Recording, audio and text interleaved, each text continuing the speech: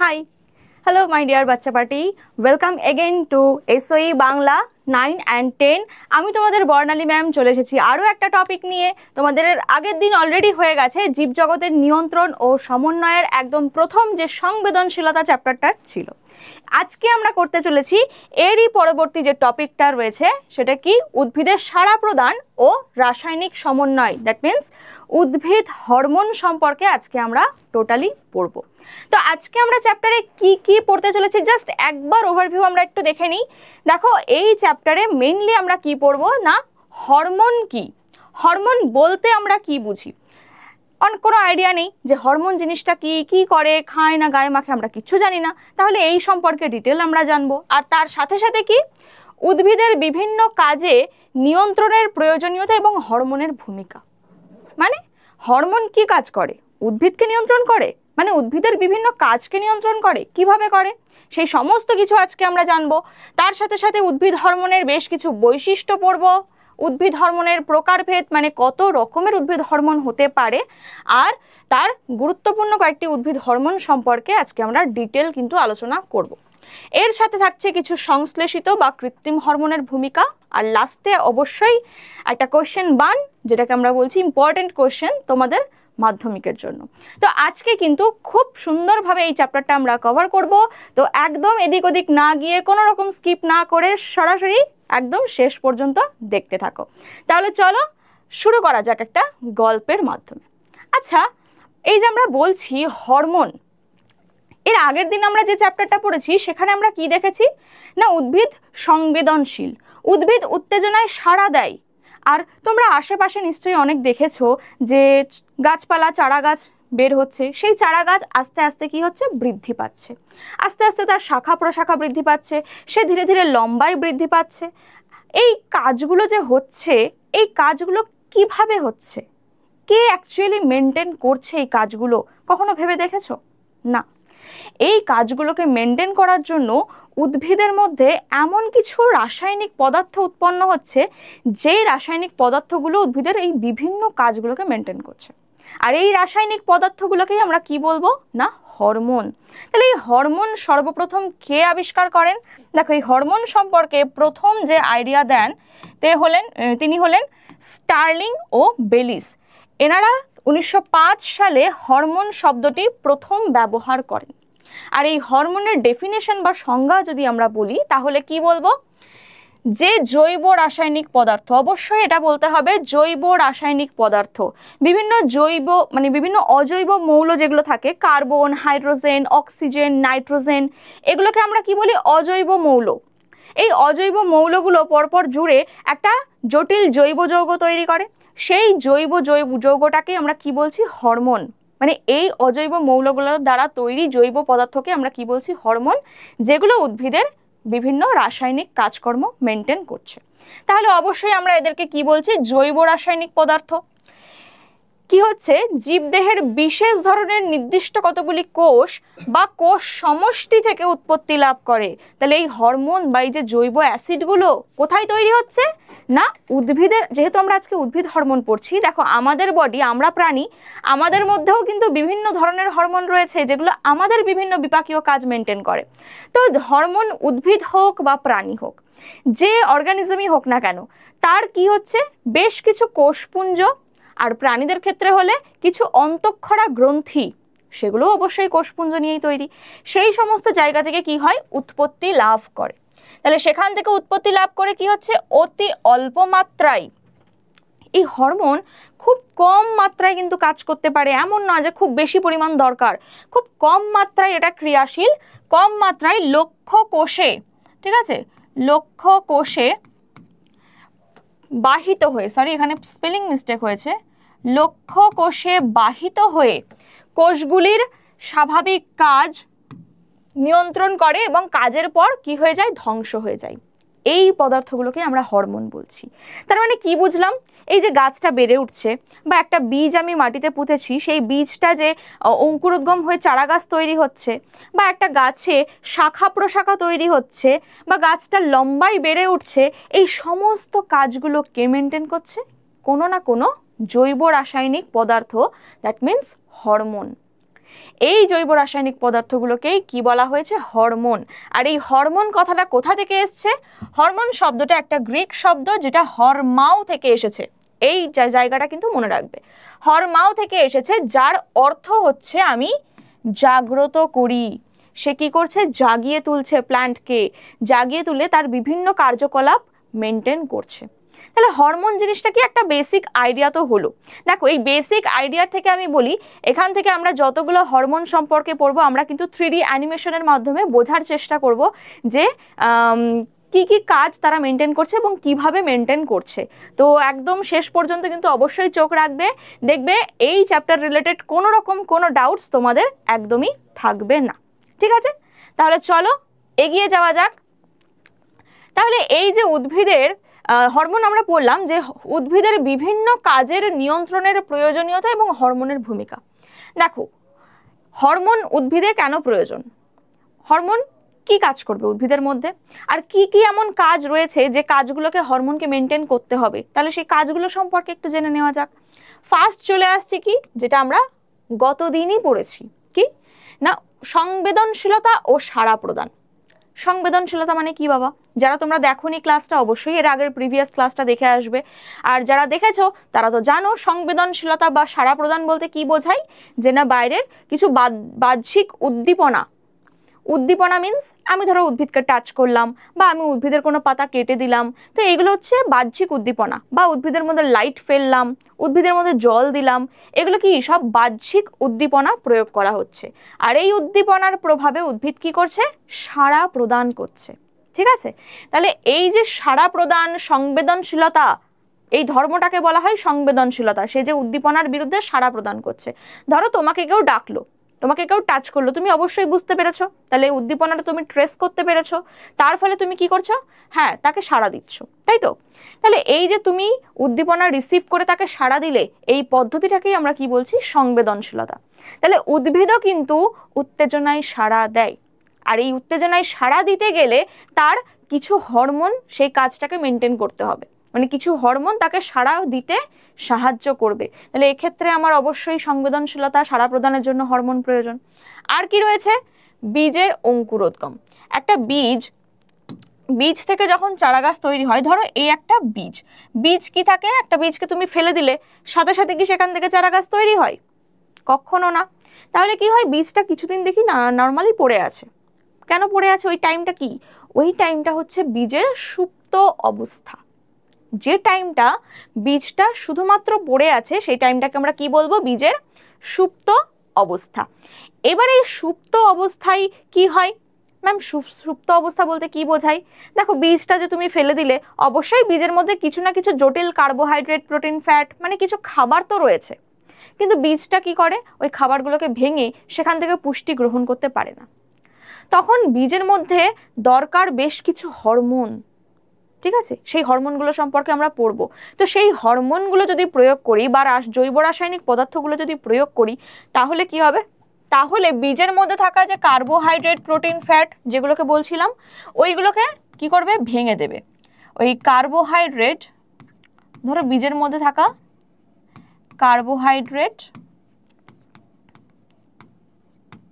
Protein, fat, এগুলো সব কি অবস্থায় রয়েছে? এগুলো জটিল অবস্থায় রয়েছে। এই জটিল বস্তুগুলোকে কি করবে? হরমোন কি করে? সরলে পরিণত করে, সরল বস্তুতে রূপান্তরিত করবে। যেই সরল বস্তুতে রূপান্তরিত করবে, তার মানে কি? জটিল কার্বোহাইড্রেটকে ভাঙলে আমরা পেয়ে যাব গ্লুকোজ, প্রোটিনকে ভাঙলে আমরা পেয়ে যাব অ্যামাইনো অ্যাসিড, ফ্যাটকে ভাঙলে পেয়ে যাব ফ্যাটি অ্যাসিড। এই যে সরল বস্তুগুলো তৈরি হলো না, এই সরল বস্তুগুলো থেকে বীজ পুষ্টি শোষণ করতে পারে। ঠিক আছে, তাহলে এই যে পুষ্টি শোষণ করবে, তাহলে এই সরল বস্তুটাকে মানে জটিল থেকে সরলে পরিণত করতে কে সাহায্য করলো? হরমোন। হ্যাঁ, হরমোন তো বটেই, কিন্তু তার সাথে সাথে কিছু উৎসেচকও। হরমোন কি করে? উৎসেচককে অ্যাক্টিভ করে দেয়। ম্যাম, উৎসেচক আবার কি?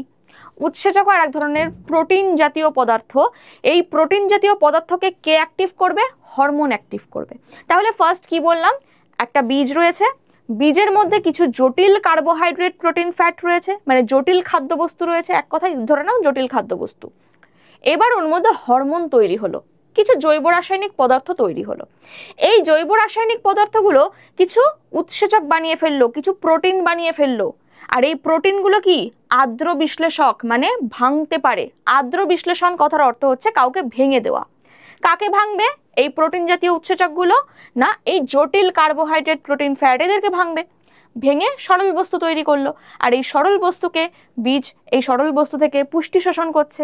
তার মানে পুষ্টি শোষণ করতে পারছে মানে কি, সে এবার গ্রো করতে পারবে। তার মানে বীজের সুপ্ত অবস্থা এবার ভঙ্গ হয়ে বীজ থেকে কি হবে, বীজ থেকে চারা গাছ বেরোবে। ঠিক আছে, আর নিচে অবশ্যই মূল তৈরি হবে। তাহলে বীজের অঙ্কুরোদ্গম করতে সাহায্য করে কে? হরমোন। কি কি হরমোন সেগুলো আমরা দেখবো এরপরে। আর কি আছে? উদ্ভিদের অগ্র ও পার্শ্বীয় বৃদ্ধি, এটাতেও কিন্তু হরমোন হেল্প করে। ধরো এই একটা উদ্ভিদ রয়েছে, এই ধরো এটা তো ধরো অগ্রমুকুল, ঠিক আছে, এটা ধরো অগ্রমুকুল, এখানে ধরো পাতা রয়েছে, এই ধরো একটা উদ্ভিদ রয়েছে। তাহলে এই যে উদ্ভিদের অগ্রভাগের বৃদ্ধি, অগ্রভাগ কোনটা? এটা। তাহলে উদ্ভিদটা কি হচ্ছে না অগ্রভাগ বৃদ্ধি পেল। তাহলে এই যে অগ্রভাগ বৃদ্ধি পেল এটাও কোনো হরমোনের জন্য হচ্ছে। আবার পার্শ্বস্থ বৃদ্ধিও কিন্তু উদ্ভিদ ঘটাতে পারে। মানে ধরো এই যে উদ্ভিদটা রয়েছে এর পার্শ্বস্থ বৃদ্ধিও ঘটবে। কিভাবে ঘটবে?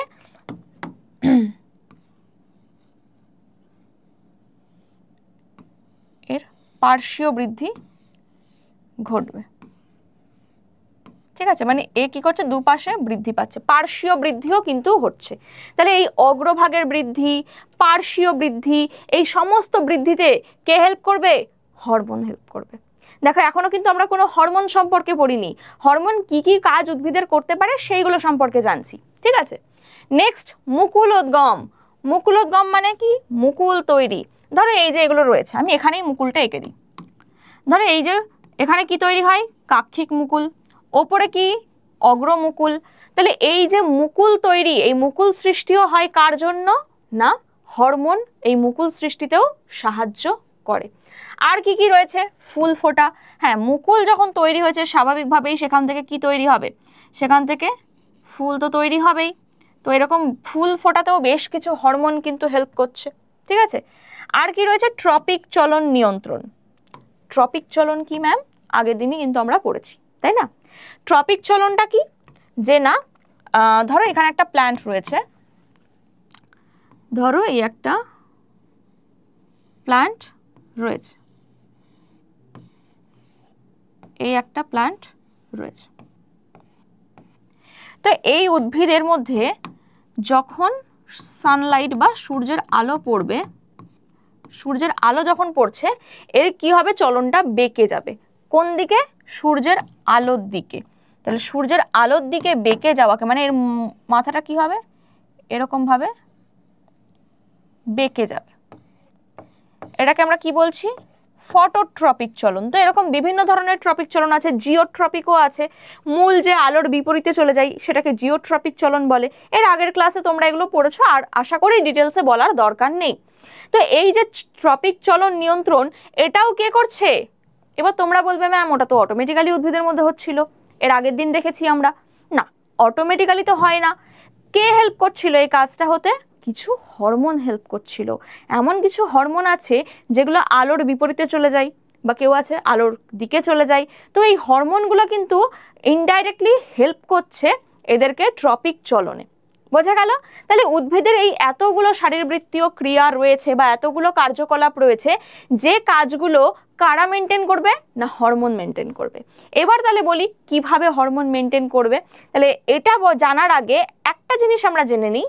দেখো এই কোশ্চেনটা কিন্তু খুব গুরুত্বপূর্ণ, তোমাদের প্রশ্ন আসতে পারে এই কোশ্চেনটা, যে হরমোনকে রাসায়নিক সমন্বয়ক বলা হয় কেন? কেন বলা হয়?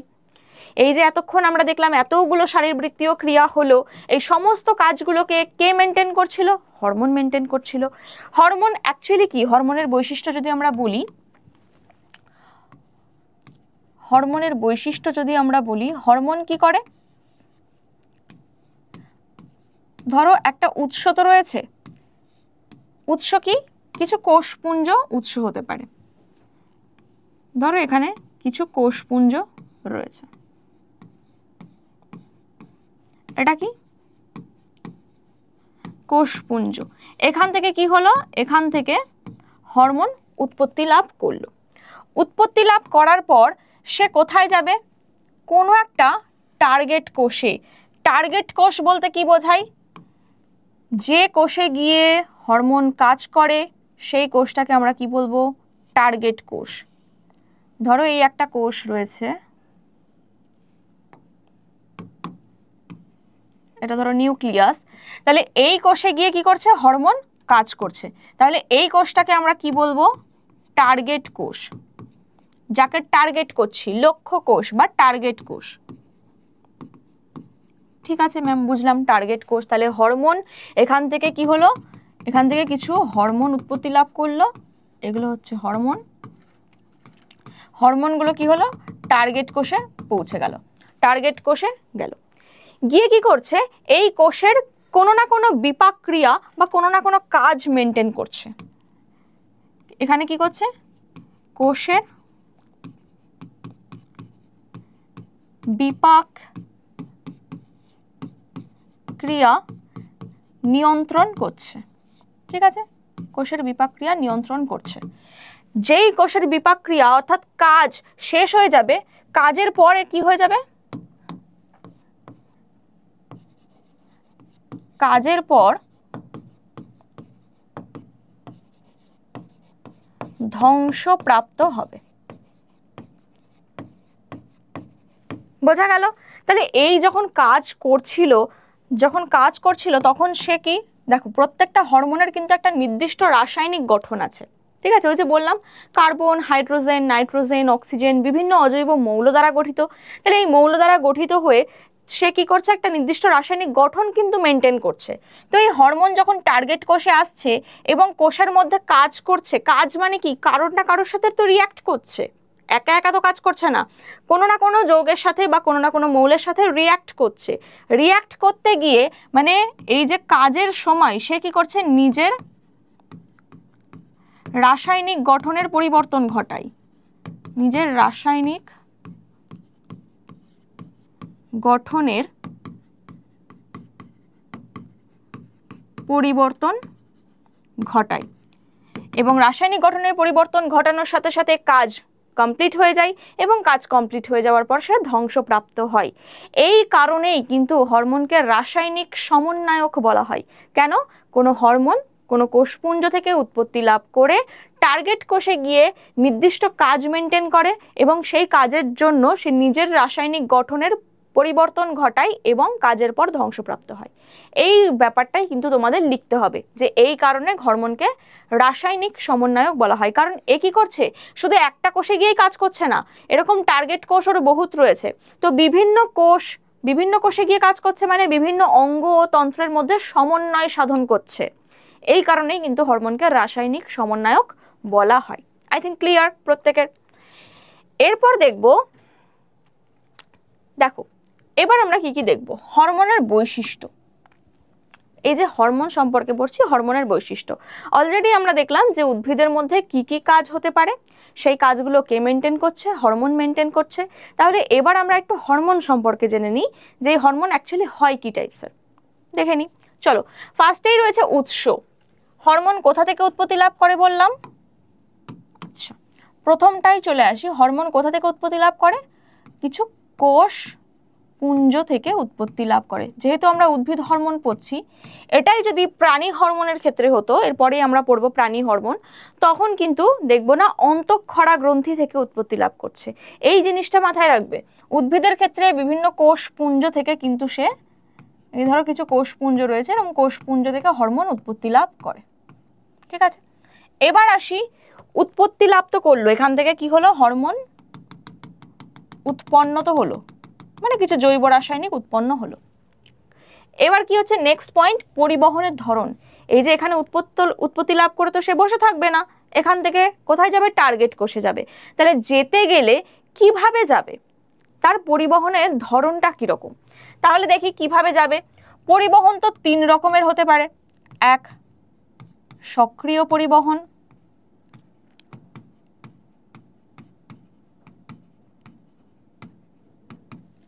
আর এক হচ্ছে উভমুখী পরিবহন,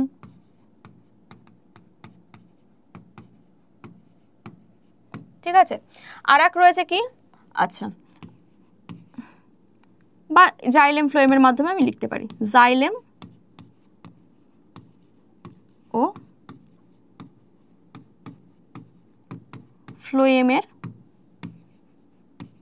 মাধ্যমে পরিবহন,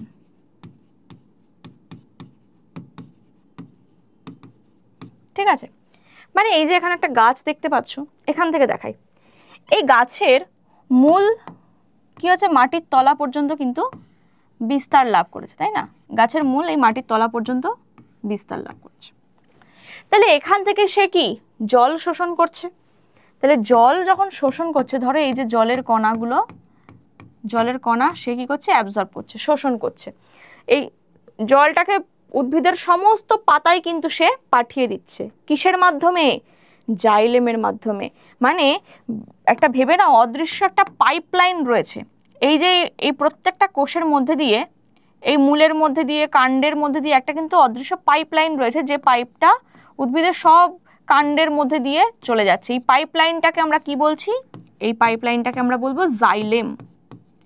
পরপর পরপর বেশ কয়েকটা কোষ দিয়ে গঠিত একটা পাইপলাইন সিস্টেম তৈরি হয়েছে, যার মাধ্যমে জল, যেমন তোমার বাড়িতে কি হয় দেখবে, মোটরের সাহায্যে জল তোলা হয় ট্যাঙ্কে, সেভাবে কিন্তু গাছেরাও কি করে, মূলের মাধ্যমে জল শোষণ করে প্রত্যেকটা অঙ্গে মানে পাতায় পৌঁছে দেয়। আর যার মাধ্যমে পৌঁছে দেয়, যে পাইপলাইন সিস্টেমের মাধ্যমে পৌঁছে দেয়, সেই পাইপলাইন সিস্টেমটাকে আমরা বলছি জাইলেম। আবার পাতা কি করছে, এই যে উদ্ভিদের সবুজ পাতা, সে কি করছে, সে সূর্যের আলো নিচ্ছে, সূর্যের আলো নিয়ে সে পাতার মধ্যে কি তৈরি করে, খাদ্য উৎপন্ন করে। কি তৈরি করে, সে খাদ্য তৈরি করে, তাই না? পাতার মধ্যে সে খাবার তৈরি করে। কি খাবার তৈরি করে, গ্লুকোজ তৈরি করে, যেটাকে আমরা সালোক সংশ্লেষ বলি, পড়ে এসছো তোমরা 9-এ। তাহলে এই যে খাদ্যটা তৈরি করলো, এই খাদ্যটাকেও তো সারা উদ্ভিদে পৌঁছতে হবে। আরে বাবা, মূল তো জল শোষণ করে উদ্ভিদে পাঠাচ্ছে, মানে পাতায় পাঠাচ্ছে, সেই জলটাকে কাজে লাগিয়ে উদ্ভিদ খাবার তৈরি করতে পারছে। তাহলে মূলগুলো যে কাজ করছে, মূলগুলোকে তো খাবার দেওয়া প্রয়োজন, ওরা তো আর বেচারা খাবার তৈরি করতে পারে না। তাহলে এরা কি করবে, এরা কিন্তু ফ্লোয়েমের মাধ্যমে খাবারটা পৌঁছে দেবে। ধরো আর একটা পাইপলাইন রয়েছে এই যে পাতার মধ্যে থেকে, ওই পাইপলাইনের থ্রুতে কি হয়ে যাচ্ছে, মূলের মধ্যে খাবার পৌঁছে যাচ্ছে। তাহলে এটাকে আমরা কি বলছি, ফ্লোয়েম। তাহলে এটুকু বুঝলাম, জাইলেম দিয়ে কি পরিবাহিত হয়, জাইলেম দিয়ে জল বাহিত হয়, আর ফ্লোয়েম দিয়ে কি বাহিত হয়, ফ্লোয়েম দিয়ে খাদ্য পরিবহন হয়। এবার খাদ্য কি সলিড পরিবহন হয়, না, সলিড খাদ্য না, অর্ধ লিকুইড খাদ্যই, সেমি লিকুইড খাদ্যই কিন্তু তৈরি হয়, সেটাই কিন্তু বাহিত হয়। তার মানে গাছেদের মধ্যে এমন কিছু পাইপলাইন্স রয়েছে যার মাধ্যমে কি হয়, পরিবহন হয়, জলীয় তরল পরিবহন হয়। তাহলে এই যে জৈব রাসায়নিক বা হরমোনগুলো কিসের মাধ্যমে পরিবহন হবে, এই যে পাইপলাইন জাইলেম ফ্লোয়েম, এদের মাধ্যমেই কিন্তু পরিবহন হবে। বোঝা গেল? তাহলে হরমোন কোনো না কোনো কোষপুঞ্জ, এবার সেই কোষটা পাতার কোষ হতে পারে, সেটা মূলের কোষ হতে পারে, গাছের অগ্রভাগের কোষ হতে পারে, যেখানেই কোষ হোক না কেন, সব কোষের সাথে কানেকশন রয়েছে এই জাইলেম ফ্লোয়েমের। তাহলে সেখান থেকে উৎপত্তি লাভ করে কি করবে, এই জাইলেম ফ্লোয়েম দিয়ে সারা উদ্ভিদে ছড়িয়ে যেতে পারবে। তাহলে পরিবহন নিয়ে কোনো প্রবলেম নেই। তাহলে উৎস বোঝা গেল, পরিবহন কিভাবে হয় সেটা বোঝা গেল। এরপর চলে আসছি কাজ। কাজ আমি অলরেডি বলে দিয়েছি এর আগের স্লাইডে, কি কি কাজ মেনটেন করে। এই যে এখানে দেখে নাও কি কি কাজ মেনটেন করে, উদ্ভিদের সংবেদনশীলতা, বীজের অঙ্কুরোদ্গম ঘটানো, অগ্র ও পার্শ্বীয় বৃদ্ধি ঘটানো, মুকুলোদ্গম, ফুল ফোটা, ট্রপিক চলন, এতগুলো কাজ অলরেডি আমি বলে দিয়েছি। তাহলে হরমোন কি করলো, ওই সমস্ত জায়গায় পরিবহন হয়ে এই কাজগুলো মেনটেন করলো। ক্লিয়ার এই পর্যন্ত? নেক্সট দেখি কি আছে। হ্যাঁ, রাসায়নিক সমন্বয় সাধক কেন বলা হয়, এটাও আমি অলরেডি বলে দিয়েছি। কেন রাসায়নিক সমন্বয় সাধক বলা হচ্ছে, কারণ সে টার্গেট কোষে গিয়ে নিজের রাসায়নিক পরিবর্তন ঘটাচ্ছে, রাসায়নিক গঠনের, এবং বিভিন্ন অঙ্গ তন্ত্রের মধ্যে সমন্বয় সৃষ্টি করছে এবং বিভিন্ন বিপাকীয় কাজ মেনটেন করছে। এই কারণেই তাকে সমন্বয় সাধক বললাম। এটাও ক্লিয়ার ম্যাম? দ্বৈত নিয়ন্ত্রক বলতে কি বোঝায়? এটা তো জানি না। দ্বৈত নিয়ন্ত্রক বলতে কি বোঝায়? আচ্ছা, দ্বৈত কথার অর্থ দুটোকে বোঝাচ্ছে, এটা তো বোঝা যাচ্ছে। দ্বৈত আর নিয়ন্ত্রক মানে কাউকে কন্ট্রোল করা, নিয়ন্ত্রণ করা। তাহলে হরমোন আবার দ্বৈত নিয়ন্ত্রকও হতে পারে। দুভাবে কন্ট্রোল করতে পারে। এটা ধরো হরমোন 1, আমি এখনো নামে আসছি না। এটা হরমোন 1 আর এটা হরমোন 2, দুটো ভিন্ন ধরনের হরমোন। এ কি করছে? এ বলছে উদ্ভিদটাকে লম্বায় বাড়তে হবে, ঠিক আছে, উদ্ভিদটাকে এ বলছে লম্বায় বাড়তে হবে। এ আবার কি করছে? এ বলছে না, উদ্ভিদকে আমি লম্বায় বাড়তে দেব না। তাহলে এ কি করছে? পজিটিভ ফিডব্যাক দিচ্ছে, এ আবার নেগেটিভ ফিডব্যাক দিচ্ছে, ঠিক আছে। অন্য কালার দিয়ে দেখাই। এ কি করছে? পজিটিভ, মানে একে বলছে গ্রো হতে আর এ বলছে গ্রো হতে না। তাহলে এ মানে দুটো হরমোন দুরকম ভাবে উদ্ভিদকে মেনটেন করছে, যার জন্য মানে ডাবল ভাবে নিয়ন্ত্রণ করছে। এই জন্য এটাকে বলা হচ্ছে দ্বৈত নিয়ন্ত্রক। মানে হরমোন কিন্তু দ্বৈত নিয়ন্ত্রকও হতে পারে। কোনো হরমোন হয়তো উদ্ভিদকে বৃদ্ধি পেতে সাহায্য করছে, কেউ আবার বলছে না বৃদ্ধি পেতে দেবে না। কেউ বলছে কোষ বিভাজন বাড়িয়ে দিতে, কেউ বলছে কোষ বিভাজন আর করতে হবে না, ঠিক আছে। এরকম ভাবেও কিন্তু কাজ হয় হরমোনের। যেমন আমরা পড়বো যে অক্সিন, সাইটোকাইনিন, অ্যাবসিসিক অ্যাসিড, এরকম বিভিন্ন ধরনের রয়েছে যারা কিন্তু একে অপরের দ্বৈত নিয়ন্ত্রক, ঠিক আছে। অক্সিন কি করে? অক্সিন হরমোন এর অগ্রভাগের বৃদ্ধি ঘটাতে সাহায্য করবে। সাইটোকাইনিন বলবেন না, অগ্রভাগের বৃদ্ধি ঘটাতে হবে না, পার্শ্বীয় বৃদ্ধি ঘটাও। ব্যাস হয়ে গেল, এটা দ্বৈত নিয়ন্ত্রক। নেক্সট পরিণতি। লাস্ট পরিণতি কি হয়? ক্রিয়ার পর ধ্বংসপ্রাপ্ত হয়। হরমোন কি হয়? ক্রিয়ার পর ধ্বংস প্রাপ্ত হয়। ব্যাস, তাহলে হরমোন রিলেটেড তার সমস্ত বৈশিষ্ট্য আমাদের ক্লিয়ার হলো, যে না কেন প্ল্যান্টের মধ্যে হরমোন জিনিসটা কি, প্ল্যান্টের বা গাছের মধ্যে কেন হরমোন তৈরি হবে, কোথা থেকে তৈরি হবে, কিভাবে সব কোষের মধ্যে পরিবহন হবে এবং গিয়ে কি কি কাজ অ্যাকচুয়ালি করবে উদ্ভিদের মধ্যে, এই সমস্ত বেসিক আইডিয়া কিন্তু আমরা অলরেডি পেয়ে গেলাম, তাই তো। এবার তাহলে দেখে নিই, কি দেখব? এবার দেখব যে হরমোন কত রকমের হতে পারে। এবার চলে আসি হরমোনের ভাগ। হরমোন জিনিস সম্পর্কে আমাদের আইডিয়া হয়ে গেছে। এবার যদি প্রকারভেদে আসি, হরমোন, উদ্ভিদ হরমোন কয় প্রকার? দেখো, প্রধানত আমরা দুটো ভাগে ভাগ করেছি, একটা প্রাকৃতিক হরমোন আর একটা হচ্ছে কৃত্রিম হরমোন। কেন প্রাকৃতিক কৃত্রিমে ভাগ করলাম? প্রাকৃতিক বা ন্যাচারাল মানে হচ্ছে যেগুলো অটোমেটিক্যালি তৈরি হয়, যে সমস্ত হরমোন উদ্ভিদ দেহে একাই তৈরি হচ্ছে, অটোমেটিক্যালি সিনথেসিস হচ্ছে, সেই হরমোনগুলোকে আমরা কি বলবো? প্রাকৃতিক হরমোন। তাহলে আমি এখানে লিখে দিই, কি বলবো? যে সমস্ত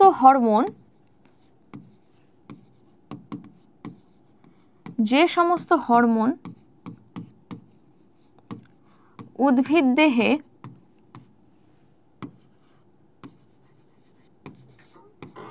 একাই তৈরি হয় বা সংশ্লেষিত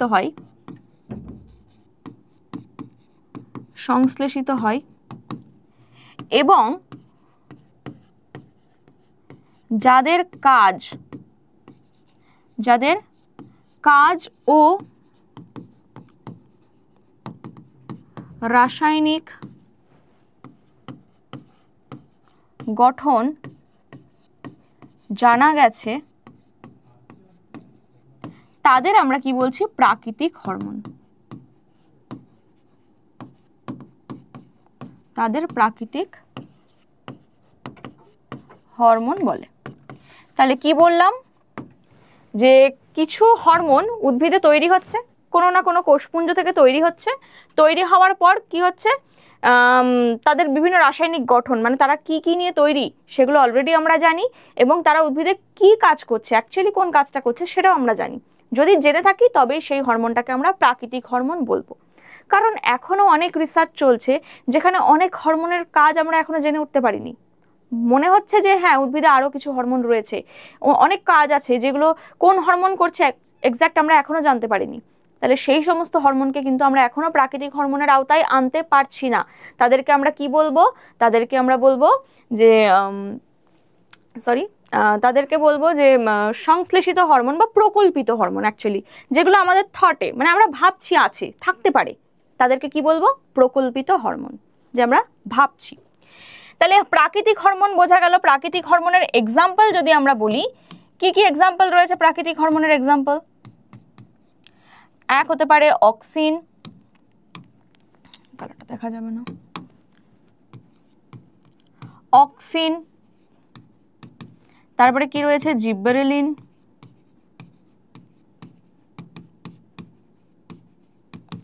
তারপরে রয়েছে সাইটোকাইনিন,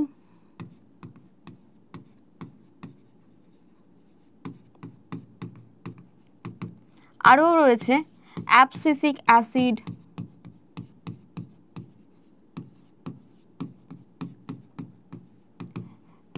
ইথিলিন। এই সমস্ত হচ্ছে কি প্রাকৃতিক হরমোন, যেগুলো উদ্ভিদের মধ্যে অটোমেটিক্যালি তৈরি হয়, তাদের গঠন কাজ সবকিছু সম্পর্কে আমরা অবগত। বোঝা গেছে? এবার চলে আসি কৃত্রিম হরমোন কাকে বলে। দেখো, কৃত্রিম বা আর্টিফিশিয়াল বলতে আমরা তাদেরকেই বুঝি যেগুলো আমরা নিজেরা তৈরি করি, তাই তো?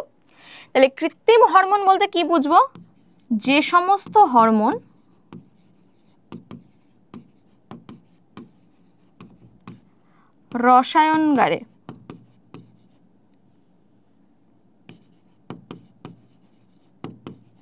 রসায়নাগারে কৃত্রিমভাবে সংশ্লেষ করা হয়,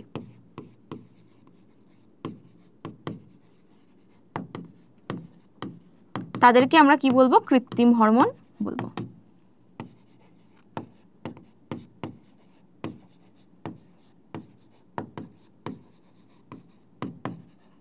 তাহলে এরকম কয়েকটা কৃত্রিম হরমোনের এক্সাম্পল যদি আমরা বলি, কি হবে? কৃত্রিম হরমোনের এক্সাম্পল হয়ে যাবে, এখানে লিখে দিই কৃত্রিম হরমোনের এক্সাম্পল।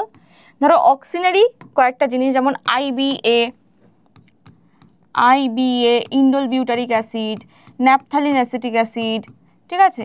এগুলো সব কৃত্রিমভাবে তৈরি করা হয়েছে, ঠিক আছে? বোঝা গেল তাহলে হরমোনের ভাগ। হরমোনকে আমরা মেইনলি দুটো ভাগে ভাগ করেছি, একটা প্রাকৃতিক যেটা অটোমেটিক্যালি উদ্ভিদে তৈরি হয়, আর একটা কৃত্রিম যেটা আমরা আর্টিফিশিয়ালি ল্যাবে বা পরীক্ষাগারে তৈরি করছি। ক্লিয়ার এই পর্যন্ত? তাহলে এবার চলে আসবো কয়েকটা মেন হরমোন সম্পর্কে। আর এবার কিন্তু বেশ এক্সাইটিং জিনিসপত্র আমরা দেখতে চলেছি, খুব মন দিয়ে শুনবে, কারণ এখান থেকে কিন্তু তোমাদের অনেক গুরুত্বপূর্ণ কোশ্চেন তোমরা কিন্তু পেয়ে যাবে। তো মন দিয়ে প্রত্যেকে কিন্তু ক্লাসটা দেখবে। তাহলে একদম প্রথমে যে গুরুত্বপূর্ণ হরমোনটা সম্পর্কে আমরা জানতে চলেছি সেটা হচ্ছে অক্সিন হরমোন। নাম তো শোনাই হোগা, অক্সিন, বহুবার শুনেছো। তো এই অক্সিনের প্রধান কাজ তোমরা প্রত্যেকেই হয়তো জানো, তোমাদের প্রত্যেকের টেস্ট হয়ে গেছে অলরেডি, তোমরা অবশ্যই জানবে যে অক্সিন হরমোনের কাজ হচ্ছে অগ্রস্থ প্রকটতা, মানে অগ্রবৃদ্ধিতে সাহায্য করা। তাহলে এই অক্সিন হরমোন সম্পর্কে আগে আমরা একটু জেনে নিই যে অক্সিন হরমোন অ্যাকচুয়ালি কোথা থেকে উৎপত্তি লাভ করে, কি কি কাজ করে, এদের রাসায়নিক গঠন কেমন, এগুলো একটু সম্পর্কে জেনে নিই। চলো তাহলে একদম প্রথমে যদি চলে আসি, এর উৎস কোথা থেকে উৎপত্তি লাভ করে। দেখো, এই নামটা মনে রাখবে, ট্রিপ্টোফ্যান নামক অ্যামাইনো অ্যাসিড, ট্রিপ্টোফ্যান নামক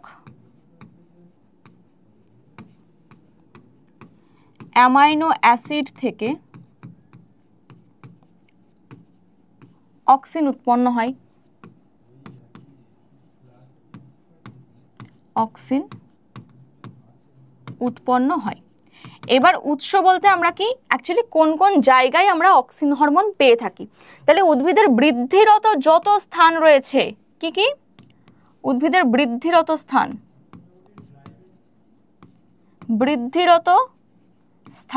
বৃদ্ধিরত স্থান মানে সেখানে কি ধরনের কলা থাকবে? অবশ্যই ভাজক কলা থাকবে। ম্যাম ভাজক কলাটা কি? আমরা তো জানি না। জানো না? তাহলে জেনে নাও। ভাজক কলা, ভাজক কলাটা কি? দেখো, কোনো উদ্ভিদ বৃদ্ধি পাচ্ছে, তোমরা তো উদ্ভিদকে বাড়তে দেখেছো, কারণ উদ্ভিদের মধ্যে খুব ধীর চলন ঘটে, যেগুলো আমরা একবার তাকিয়ে থাকলে তো বুঝতে পারবো না যে উদ্ভিদটা বাড়ছে কি বাড়ছে না, কারণ উদ্ভিদ তো আর আমাদের মতন দৌড়ে হেঁটে চলে বেড়ায় না, সে খুব ধীর গতিতে বৃদ্ধি পায়। আমরা যদি কয়েক দিন ধরে পর্যবেক্ষণ করি একটা উদ্ভিদকে, তাহলে বুঝতে পারবো না তার মধ্যে গ্রোথ হচ্ছে। তাহলে এই যে গ্রোথটা হচ্ছে, তোমরা বলো তো কোথা থেকে উদ্ভিদকে বাড়তে দেখেছো? নিশ্চয়ই এখান থেকে নয়। উদ্ভিদ বেড়েছে অগ্রভাগ থেকে, উদ্ভিদ বেড়েছে এই সাইড থেকে, পার্শ্বভাগ থেকে। তাহলে দেখো কি কি বলছি, একটা বললাম অগ্রভাগ, তাহলে কার অগ্রভাগ? এটা কাণ্ডের অগ্রভাগ, কাণ্ডের অগ্রভাগ দিয়ে উদ্ভিদ বাড়ে, এটা আমরা দেখেছি। আচ্ছা ম্যাম, আর একটা জিনিসও দেখেছি, পাতা যখন ছোট থাকে সেই পাতাটাও কিন্তু আস্তে আস্তে বৃদ্ধি পায়। তাহলে অপরিণত পাতা সে কিন্তু বাড়ছে, তাহলে ওটা উদ্ভিদের বৃদ্ধিরত স্থান। তাহলে অপরিণত পাতা,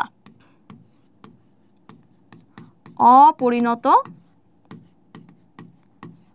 পাতা এটাও বাড়ে, তাহলে এটাও বৃদ্ধিরত স্থান। আর কোন জায়গা দিয়ে বাড়ছে? ম্যাম এখান থেকে শাখা তৈরি হয়, তাহলে পার্শ্ব মানে উদ্ভিদের এই যে পার্শ্বভাগ, এখান থেকেও উদ্ভিদ বাড়ছে, তাহলে পার্শ্বভাগ। আর কোথা দিয়ে উদ্ভিদ বাড়ে? ম্যাম মূলও তো নিচের দিকে বাড়ছে, তাই না? মূলও তো বাড়ছে, তাহলে মূলটাও কি হচ্ছে, ধরো এই যে মূল, দেখো মূলটা দিয়ে টবের কি সুন্দর লক্স বানিয়ে দিলাম, সুন্দর লাগছে দেখতে, কিউট একটা ফেস। তাহলে এই মূলও কিন্তু নিচের দিকে বাড়ছে, তাহলে এটাও একটা উদ্ভিদের বৃদ্ধিরত স্থান, মানে মূলের অগ্রভাগ, মূলের অগ্রভাগ। আবার এইখান থেকে ম্যাম মুকুল বের হয়, এখান থেকে মুকুল বের হয় যেখান থেকে পরে ফুল ফোটে, তাহলে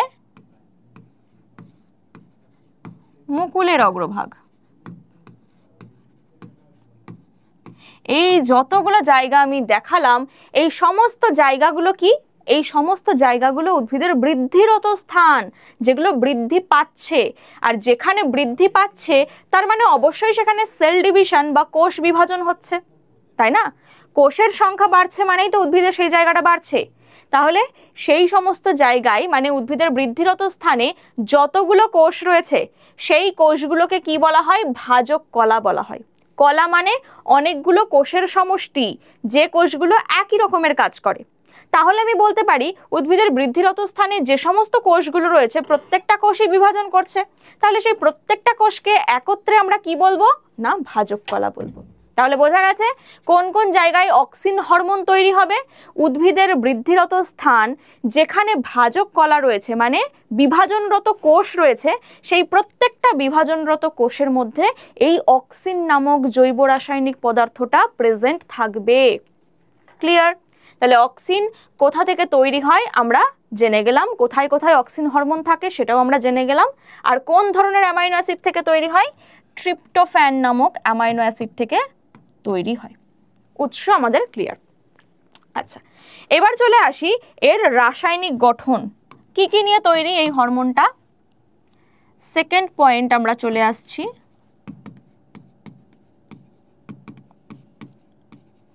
রাসায়নিক গঠন। কি কি নিয়ে তৈরি? 4টে অজৈব মৌল দ্বারা তৈরি। কি কি? Carbon, hydrogen, oxygen, nitrogen.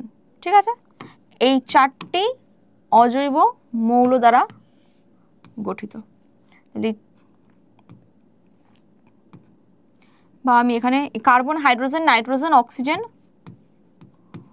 মৌল দ্বারা গঠিত এক প্রকার জৈব অম্ল বা জৈব অ্যাসিড বলতে পারি। দেখো অ্যাসিড মানে অবশ্যই এটা কি প্রকৃতির হবে? অ্যাসিড মানে এটা আম্লিক প্রকৃতির হবে। যদি প্রশ্ন আসে অক্সিন হরমোনের কি বলবো ওটাকে, অক্সিন হরমোনের রাসায়নিক প্রকৃতি কেমন, যদি বলে অক্সিন হরমোনের রাসায়নিক প্রকৃতি কেমন, তাহলে আমরা কি বলবো? যে না, তার রাসায়নিক প্রকৃতি হচ্ছে আম্লিক প্রকৃতির, কারণ এটা একটা জৈব অ্যাসিড। কেন? কারণ এর মধ্যে কার্বন, হাইড্রোজেন, অক্সিজেন, নাইট্রোজেন এই সমস্ত মৌলগুলি প্রেজেন্ট। বোঝা গেল? তাহলে আমাদের রাসায়নিক গঠন হয়ে গেল। আর কি পড়তে হবে আমাদের? পরিবহন। নেক্সট পড়তে হবে পরিবহন। কি কিভাবে এই অক্সিন হরমোনটা পরিবহন হয় ম্যাম? আচ্ছা, পরিবহন অলরেডি আমরা পড়েছি নাকি, জাইলেম ফ্লোয়েমের মাধ্যমে পরিবহন হয়। তাহলে আমি বলবো যে এখানেও কিন্তু সক্রিয় পরিবহন হচ্ছে, সক্রিয় পরিবহন। হয়, অথবা আমি একবারে লিখে দিলাম জাইলেম ও ফ্লোয়েমের মাধ্যমে পরিবহন হয়। তাহলে দেখো জাইলেম ফ্লোয়েমের মাধ্যমে যখন পরিবহন হচ্ছে, এরা তো জলীয় দ্রবণ মানে পরিবহন করে, একটা লিকুইড ফর্মে পরিবহন করে, তাহলে কি অক্সিনটাও লিকুইড? হ্যাঁ, অক্সিনটাও কিন্তু লিকুইড মানে অ্যাসিড, যেটা জলে সহজেই দ্রবীভূত হয়। তাহলে এটা এমন এক প্রকার মৌল যেটা সহজেই কি হচ্ছে, একে আমি কি বলবো, জলে দ্রবীভূত হয়। তাহলে জলে দ্রবণীয় এক প্রকার হরমোন। তাহলে অক্সিনের প্রকৃতি সম্পর্কে আমাদের জানা হয়ে গেল, যে অক্সিন কোথা থেকে উৎপত্তি লাভ করছে, অক্সিন কোথায় কোথায় পাওয়া যায় উদ্ভিদের। আচ্ছা, অক্সিন হরমোনের রাসায়নিক গঠন কেমন, রাসায়নিক প্রকৃতি কেমন, আর এই অক্সিন হরমোন পরিবহন কিভাবে হয়। ক্লিয়ার? তাহলে এবার চলে আসে অক্সিন হরমোনের কাজ। অক্সিন কি কি কাজ করে দেখো। অক্সিনের কাজ প্রথমে কি আছে, অগ্রস্থ প্রকটতা। ঠিক আছে, আমরা এগুলো অ্যানিমেশনেও দেখব। ঠিক আছে, অগ্রস্থ প্রকটতা। আচ্ছা, এটা অগ্রস্থ প্রকটতা, এটা বলতে কি বোঝায় দেখো, এই ধরো কোনো উদ্ভিদের অগ্রভাগ, অগ্রভাগে কি থাকে, মুকুল থাকে, অগ্রমুকুল থাকবে, অগ্রভাগে অগ্রমুকুল থাকে। ঠিক আছে, এটা ধরো উদ্ভিদের অগ্রভাগ। তো এ কি করছে, এই অগ্রভাগকে বৃদ্ধি পেতে সাহায্য করছে। তাহলে এই অগ্রভাগ কি হয়ে যাবে, বৃদ্ধি প্রাপ্ত হবে। তাহলে কেমন হবে,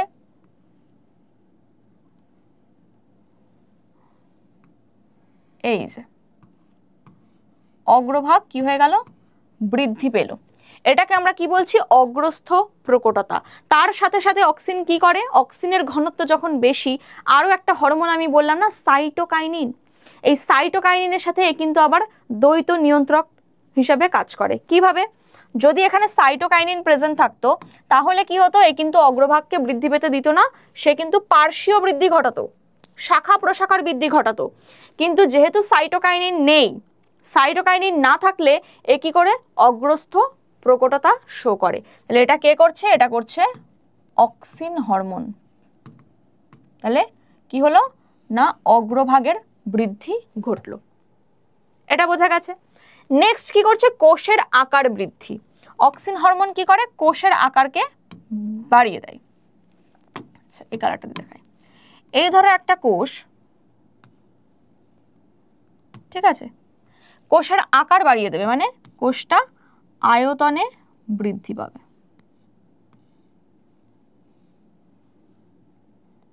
বোঝা গেল? তাহলে এখানে কি হলো, কোষের আয়তন বৃদ্ধি পেল। কি বৃদ্ধি পেল, কোষের আয়তন বৃদ্ধি পায়। কার প্রভাবে না, অক্সিন হরমোনের প্রভাবে। নেক্সট কি করছে, কোষের বিভাজনও করছে। আর কি কি করে, কোষের বিভাজনও করে। তার মানে এই ধরো একটা কোষ রয়েছে, এ কি করবে, কোষটার আরো নতুন নতুন কোষ তৈরি করবে, মানে একে বিভাজন করবে, আরো সেল তৈরি করছে। ঠিক আছে, তার মানে কি করলো, কোষের সংখ্যা বৃদ্ধি ঘটায়। কোষ বিভাজনের মাধ্যমে কি করছে, কোষের সংখ্যা বৃদ্ধি ঘটাচ্ছে। আর কি হয়, ট্রপিক চলন নিয়ন্ত্রণ।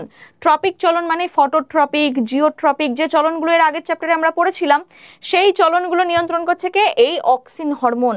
কেন দেখো, খুব ভালো করে দেখবে। এখানে ধরো এই যে উদ্ভিদের অগ্রভাগটা রয়েছে,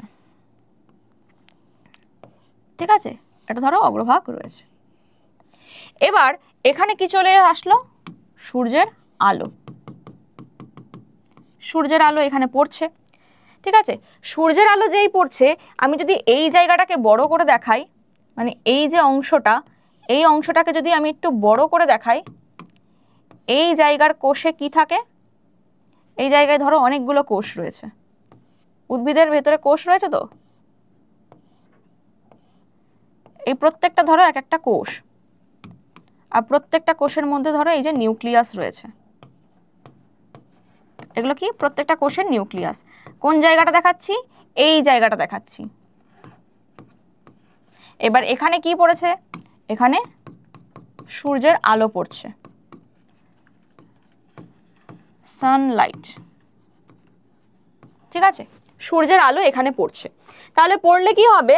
এই যে জায়গায় প্রত্যেকটা কোষে, এটা যেহেতু উদ্ভিদের বৃদ্ধিরত স্থান, আমি বলেছিলাম অক্সিন হরমোন কোথায় থাকবে? উদ্ভিদ যেখান থেকে গ্রো করে। তার মানে এখানে প্রত্যেকটা কোষ বিভাজনে সক্ষম।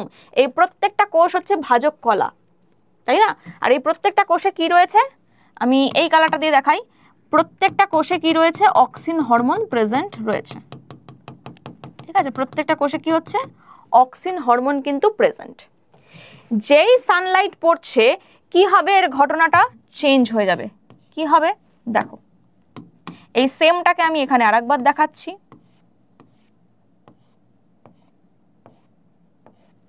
কি হবে? প্রত্যেকটাতে নিউক্লিয়াস দেখিয়ে দিই, প্রত্যেকটাতে নিউক্লিয়াস রয়েছে। তো এই যে অক্সিন হরমোন সানলাইটের প্রভাবে, এখান থেকে এই যে সূর্যের আলো আসছে, সানলাইট এগুলোতে প্রবেশ করছে, সূর্যের আলোর বিপরীত দিকে অক্সিন হরমোনগুলো কি হয়ে যাবে? জমা হয়ে যাবে। মানে যত কোষে অক্সিন হরমোন আছে সব অক্সিনগুলো একটা সাইডে চলে আসবে। কোন দিকে? সূর্যের আলোর বিপরীত দিকে চলে আসবে, বিপরীত দিকে চলে আসবে। ওই দিকেরগুলো ফাঁকা হয়ে যাবে। সব অক্সিন হরমোন কি করছে? এই দিকে মুভ করছে। কেন? সূর্যের আলো পড়েছে তাই। এভাবে কি হবে? যেখানে অক্সিন হরমোন বেশি থাকে আমরা কি বললাম? সেই কোষের আয়তন বৃদ্ধি পায়। যেখানে অক্সিন বেশি থাকে সেই কোষের আয়তন বৃদ্ধি পায়। তাহলে অক্সিন হরমোন সব এই দিকে চলে এসছে, তাহলে স্বাভাবিকভাবে উদ্ভিদের এই কোষগুলো বেশি পরিমাণে বৃদ্ধি পাবে, তাই না?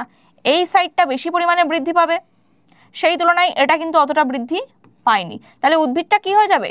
আলোর দিকে বেঁকে যাবে, তাই না? এদিকে সূর্য ছিল, তাহলে আলোর দিকে কি হচ্ছে? উদ্ভিদটা বেঁকে যাবে।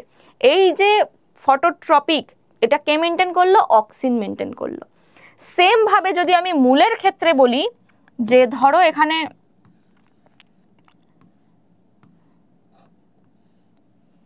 একটা প্লান্ট রয়েছে, এখানে একটা প্লান্ট রয়েছে, ঠিক আছে? আচ্ছা, এর যে মূলের কোষ যদি আমি দেখি, সূর্যের আলো এদিকে, তাহলে মূলের অক্সিন কোথায় জমা হয়? সূর্যের আলোর বিপরীতে জমা হয়। এখানে আমরা কি দেখলাম? যেদিকে সানলাইট আসছে তার উল্টো দিকে অক্সিজেন জমা হচ্ছে, অক্সিন।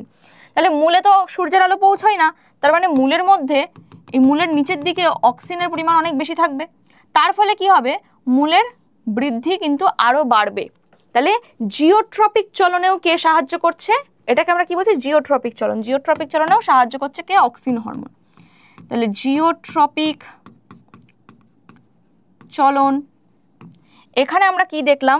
এটাকে যদি আমরা একটু ভালোভাবে আঁকি, কি হবে? এই জায়গাটা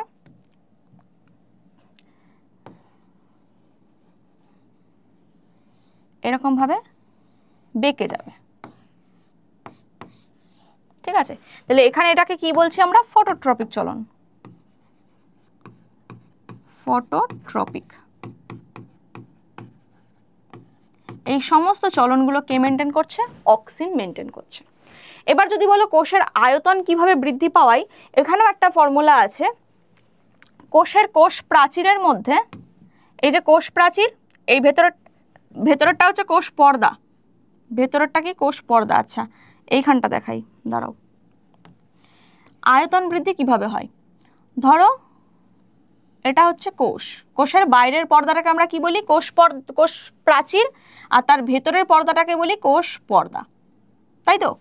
এই কোষ পর্দা আর কোষ প্রাচীরের মাঝখানে প্রোটন পাম্প বাড়িয়ে দেয়, মানে প্রোটনের পরিমাণ বাড়িয়ে দেয়। কে বাড়িয়ে দেয়?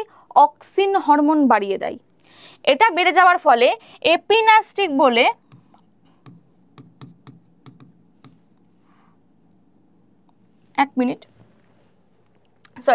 এপিনাস্টিক না, এক্সপ্যানসিন নামক একটা উৎসেচক তৈরি হয়। এই উৎসেচকটা কি করবে? এই উৎসেচক কোষ প্রাচীরের নমনীয়তা আরো বাড়িয়ে দেবে, নরম করে দেবে, নমনীয়তা বাড়িয়ে দেবে। তার ফলে কি হবে? সে সহজেই কিন্তু এনলার্জ করতে পারে বা আয়তনটা বৃদ্ধি করতে পারে, ঠিক আছে? এটাও কিন্তু হয় অক্সিন হরমোনের প্রভাবে। ঠিক আছে, তাহলে কোষের আয়তন কিভাবে বাড়ায় অক্সিন হরমোন? যে কোষের মধ্যে কোষ পর্দা আর কোষ প্রাচীরের মাঝে প্রোটনকে বাড়িয়ে দেয়। প্রোটন কি করে? এক্সপ্যানসিন নামক এক ধরনের উৎসেচক ক্ষরণ করে, এবং এই উৎসেচকটা কি করছে? ওই কোষ প্রাচীরের নমনীয়তা বাড়িয়ে দেয়, মানে খুব নরম করে দেয়, এবং সে সহজেই এনলার্জ বা বৃদ্ধি পেতে পারে। ক্লিয়ার? তাহলে অক্সিন হরমোনের কাজগুলো আমরা দেখলাম তো এখানে। এবার এই কাজগুলোকে আমরা একটু অ্যানিমেশনের মাধ্যমে যদি দেখি তাহলে খুব ভালো করে বোঝা যাবে। দেখো, ফার্স্টে এখানে কি হচ্ছে? এখানে একটা সেল। অক্সিন হরমোন কি কাজ করে? অক্সিন হরমোন দেখো এর আয়তনকে বাড়িয়ে দিল, এইভাবে আয়তন বৃদ্ধি করতে পারে। এবার দেখো এখানে প্লান্ট কি বলেছি না, এর অগ্রভাগের বৃদ্ধি ঘটাবে, অগ্রভাগের বৃদ্ধি ঘটায়। আর ফটোট্রপিজম, এই যে আলোর দিকে বেঁকে যাওয়া। কিভাবে আলোর দিকে বেঁকে? এই যে এখানে দেখো মেকানিজমটা খুব ভালো দেখানো হয়েছে। পার্পল ডটগুলো সব অক্সিন হরমোন।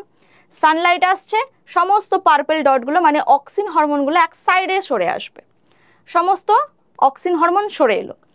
এবার যেহেতু যেখানে অক্সিন থাকে সেই সেলগুলো এনলার্জ করে, তাহলে এই কোষগুলো আয়তনে বেড়ে যাবে, আর ওই কোষগুলো ছোটই থেকে গেল, যার ফলে কি করে বেন্ড হয়ে যাবে, এরকমভাবে বেঁকে যাবে। কার দিকে?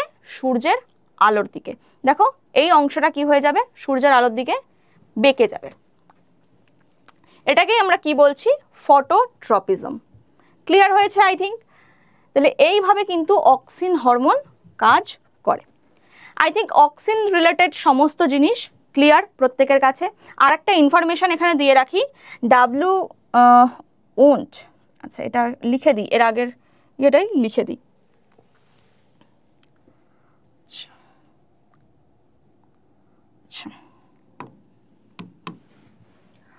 আচ্ছা এখানটা আমি লিখে দিই, বিজ্ঞানী ওয়েন্ট তিনি কি করেছিলেন? এই ওট গাছ থেকে, ওট গাছ থেকে বা ওট গাছের যে ভ্রূণ মুকুলাবরণী, সেখান থেকে অক্সিন পৃথকীকরণ করেছিলেন, অক্সিন পৃথকীকরণ করেছিলেন।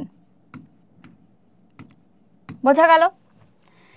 অক্সিন রিলেটেড সমস্ত তথ্য কিন্তু আমাদের কমপ্লিট। আশা করি খুব ভালোভাবে বোঝা গেছে। এরপর চলে আসবো আমরা next hormone, this is gibberellin. জিব্বেরেলিনকে আমরা জিব্বেরেলিক অ্যাসিডও কিন্তু বলতে পারি। আর এটা কি কাজে সাহায্য করে? মেনলি এটাও তোমরা জানো যে এটা ফুল ফোটাতে বা পুষ্প প্রস্ফুটনে কিন্তু মেইন হেল্প করে। তাহলে এই জিব্বেরেলিন সম্পর্কে আমরা একটু দেখে নিই। এই জিব্বেরেলিন কে আবিষ্কার করেন? জিব্বেরেলিন কে আবিষ্কার করেন? আচ্ছা আচ্ছা, আবিষ্কার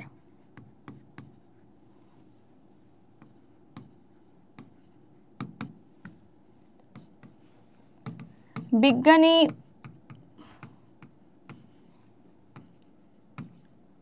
কুরোসাওয়া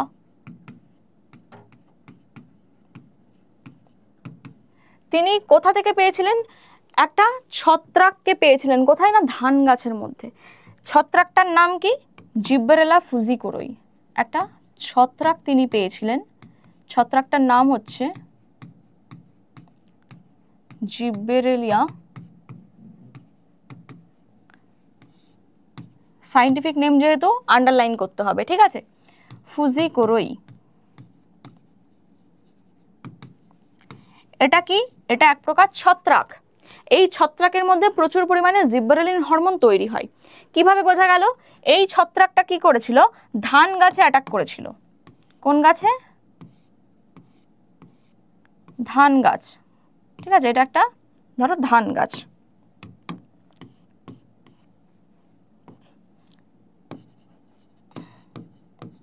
ধান গাছ, ধান গাছে এই ছত্রাকের আক্রমণে কি হয়েছিল? এই ছত্রাকের আক্রমণে ধান গাছের কি হচ্ছিল? পর্বমধ্যের বৃদ্ধি ঘটছিল। মানে এই গাছটা বৃদ্ধি পাচ্ছে, পর্বমধ্যের বৃদ্ধি বেড়ে যাচ্ছে। পর্বমধ্য মানে এই যে দেখো এখান থেকে এই পর্যন্ত গ্যাপ ছিল, ঠিক আছে? গ্যাপটা কত দূর ছিল? এইখান থেকে এই পর্যন্ত গ্যাপটা কতটা বেড়ে গেল। তার মানে এখানে কি হলো? পর্বমধ্যের বৃদ্ধি ঘটছে। আর এই পর্বমধ্যের বৃদ্ধির ফলে ধান গাছে ভালো ফলন আসছিল না। এই রোগটাকে বলা হয় ধান গাছের ব্যাকেনি রোগ। ব্যাকেনি রোগ।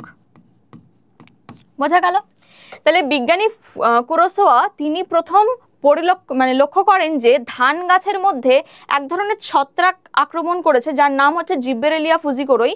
এই ছত্রাক কি করছে, এমন কিছু তৈরি করছে, এমন একটা জৈব অ্যাসিড তৈরি করছে যার জন্য ধান গাছের মধ্যে পর্বমধ্যগুলো বৃদ্ধি পেয়ে যাচ্ছে, যার ফলে ধান গাছে ভালো ফলন আসছে না। এই রোগটাকে তো আমরা ব্যাকিনি রোগ বললাম। তার মানে এমন কিছু সিনথেসিস করছে বা এমন কোনো হরমোন নিশ্চয়ই রয়েছে যেটা অন্য উদ্ভিদে যদি আমি দিই তাহলে সেই গাছেরও পর্বমধ্যের বৃদ্ধি ঘটবে, তাই না?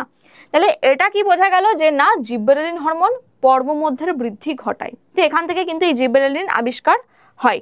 তাহলে উৎস যদি বলি, কোথায় কোথায় পাওয়া যায় এই হরমোনটা, গাছের কোন কোন অংশে পাওয়া যাবে? পরিণত বীজ, অঙ্কুরিত বীজ, এই সমস্ত জায়গায় কিন্তু পাওয়া যাবে। পরিণত বীজ, অঙ্কুরিত বীজ, কারণ এটা বীজের কিন্তু অঙ্কুরোদ্গমে খুব ভালোভাবে হেল্প করে, বীজের অঙ্কুরোদ্গমে কিন্তু সাহায্য করে। তাই এখানে পরিণত বীজ বলো, অঙ্কুরিত বীজ বলো, সেই সমস্ত জায়গায় জিব্বেরেলিন হরমোন কিন্তু অবশ্যই প্রেজেন্ট থাকবে। আর তার সাথে সাথে কিন্তু উদ্ভিদের বর্ধিষ্ণু অঞ্চলগুলোতেও প্রেজেন্ট থাকবে এবং উদ্ভিদের বর্ধিষ্ণু অঞ্চল, বিশেষ করে পুষ্পমুকুলের ওখানেও কিন্তু থাকবে, কারণ এটা ফুল ফোটাতে সাহায্য করে। পুষ্পমুকুল, এই সমস্ত জায়গায় কিন্তু আমরা জিব্বেরেলিন হরমোনকে পাবো। বোঝা গেল? এবার দেখো জিব্বেরেলিন হরমোনের রাসায়নিক গঠনটা কিরকম, মানে কি কি নিয়ে তৈরি হয় জিব্বেরেলিন হরমোন।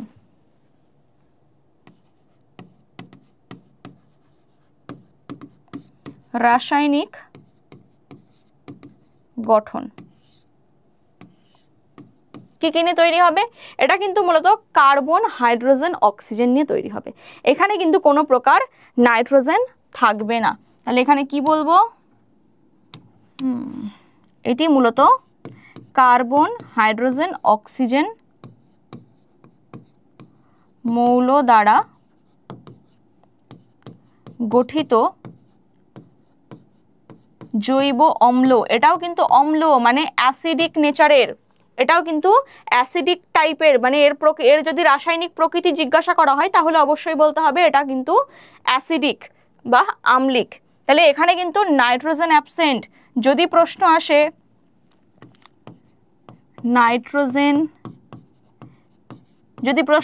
নাইট্রোজেন বিহীন একটি হরমোনের নাম বলো, তাহলে কি বলবো? জিব্বেরেলিন। এটা কিন্তু নাইট্রোজেন বিহীন, এর মধ্যে নাইট্রোজেন প্রেজেন্ট থাকে না। তাহলে এর রাসায়নিক প্রকৃতি জানা গেল। আর এর পরিবহন কিভাবে হয়? এটাও কিন্তু জলে দ্রবণীয়। তাহলে এর যে পরিবহন কিভাবে হবে, এর যে পরিবহন, এটি জলে দ্রবণীয়, অর্থাৎ জাইলেম ও ফ্লোয়েমের মাধ্যমে পরিবহনটা হবে। জাইলেম ও ফ্লোয়েমের মাধ্যমে বাহিত হয়। বোঝা গেল? তাহলে জিব্বেরেলিন সম্পর্কে যে তথ্যগুলো জানার দরকার সেগুলো জানা হয়ে গেল আমাদের। জিব্বেরেলিন কে আবিষ্কার করেন? বিজ্ঞানী কুরোসাওয়া। কোথা থেকে পাওয়া গেছিল? জিব্বেরেলিয়া ফুজিকোরই ছত্রাক থেকে। উৎস কোথায়? পরিণত বীজ, অঙ্কুরিত বীজ, উদ্ভিদের বর্ধিষ্ণু অঞ্চল, পুষ্পমুকুল, কারণ এটা ফুল ফোটাতে সাহায্য করে, তো পুষ্পমুকুলে থাকবে। রাসায়নিক গঠন পড়লাম, কার্বন, হাইড্রোজেন, অক্সিজেন মৌল দ্বারা গঠিত জৈব অম্ল। আর এটা অবশ্যই নাইট্রোজেন বিহীন, এটা কিন্তু আমাদের মাথায় রাখতে হবে। ক্লিয়ার? এবার চলে আসি এর কাজে। কাজগুলোও বেশ ইন্টারেস্টিং। দেখো, বীজের সুপ্তাবস্থা ভাঙন। এবার বলো সুপ্ত অবস্থা মানে কি? সুপ্ত অবস্থা অলরেডি আমি ক্লাসের শুরুতে বললাম যে একটা বীজ, তাকে ফেলে রাখা হয়েছে, সেই বীজটা যতদিন না চারা গাছ তৈরি করছে বা অঙ্কুরোদ্গম হচ্ছে তার আগে পর্যন্ত বীজটাকে সুপ্ত অবস্থায় রয়েছে। তাহলে এই সুপ্ত অবস্থাকে ভাঙতে সাহায্য করে কে? Gibberellin hormone. ধরো একটা বীজ এমনি পড়ে রয়েছে, সে প্রপার এনভায়রনমেন্ট পাচ্ছে না, মানে জল পাচ্ছে না, আলো পাচ্ছে না, তাহলে সে গ্রো কি করতে পারবে না। তুমি যদি ওইরকম একটা বীজকে তুলে এনে তার মধ্যে জিব্বেরেলিন প্রয়োগ করে দাও তাহলে কিন্তু সে অঙ্কুরিত হয়ে যাবে, তার মানে জিব্বেরেলিন হরমোন কিন্তু বীজের সুপ্ত অবস্থা ভাঙতে সাহায্য করে। তাহলে এই যে বীজটা ছিল, ধরো এখানে কি ছিল, একটা বীজ ছিল, বীজের মধ্যে আমি কি বলেছি, বীজের মধ্যে সমস্ত ধরনের জৈব পদার্থ কিন্তু সব প্রেজেন্ট রয়েছে। কি কি? জটিল জৈব যৌগ। কি রয়েছে? জটিল জৈব যৌগ। জৈব যৌগ কোনগুলো? কার্বোহাইড্রেট, প্রোটিন, লিপিড, এগুলো জটিল জৈব যৌগ যেগুলো বীজের মধ্যে প্রেজেন্ট থাকে। এবার কোন ধরনের বীজ সেটা ডিপেন্ড করছে, যেমন ছোলা মটর বীজ হলে ওতে প্রোটিন বেশি থাকবে, তারপরে তেলের বীজ হলে, তৈলাক্ত বীজ হলে, বাদাম, এগুলো যদি বীজ হয় তাহলে অবশ্যই ফ্যাট বেশি থাকবে। নর্মাল কোনো প্লান্টস হলে সেগুলোতে কার্বোহাইড্রেট বেশি থাকবে। তো এক একটা প্ল্যান্টে কিন্তু এক এক রকম ভ্যারি করে যে কোনটার মধ্যে কোন জৈব যৌগ বেশি থাকবে। আমি এক কথাই বললাম কি না, সুপ্ত বীজ তার মানে তার মধ্যে কিছু রয়েছে জটিল জৈব যৌগ। তাহলে এই জটিল জৈব যৌগ যখন থাকে, জটিল বস্তুকে আমাদের কোষ বা উদ্ভিদের কোষ, যে কোনো কোষ বলো, জটিল বস্তুকে সে অ্যাবজর্ব করতে পারে না। তাকে কি করতে হয়? ওই জটিলগুলোকে ভেঙে খুব ছোট মলিকিউল বা ছোট অণুতে ভাঙতে হবে, সেইটাকে সে অ্যাবজর্ব করতে পারবে। যেমন আমি যদি জটিল জৈব 3 প্রকারের হয়, একটা হয় কার্বোহাইড্রেট, একটা হয় কার্বোহাইড্রেট, একটা হয় প্রোটিন, আর একটা হয় কি? লিপিড বা ফ্যাট। এই যে 3টে জটিল জৈব, এই কার্বোহাইড্রেটকে সে তখনই খেতে পারবে যখন কার্বোহাইড্রেটকে সে সরল বস্তুতে রূপান্তরিত করবে। কি না? গ্লুকোজে। কার্বোহাইড্রেটকে ভাঙলে আমরা সবথেকে ছোট অণু কি পাই? গ্লুকোজ। প্রোটিনকে যদি ভাঙা হয়, প্রোটিনের সবথেকে সরল অণু কি? Amino acid. এগুলো কিন্তু জেনে রাখবে। হ্যাঁ, প্রোটিনের সবথেকে সরল ফর্ম কি? Amino acid. আর ওদিকে লিপিডের সবথেকে সরল ফর্ম কি? Fatty acid. Fatty acid. তাহলে এগুলো সব কি হয়ে গেল? এগুলো হয়ে গেল সরল জৈব বস্তু। এগুলো সব কি? এগুলো হলো সরল জৈব বস্তু।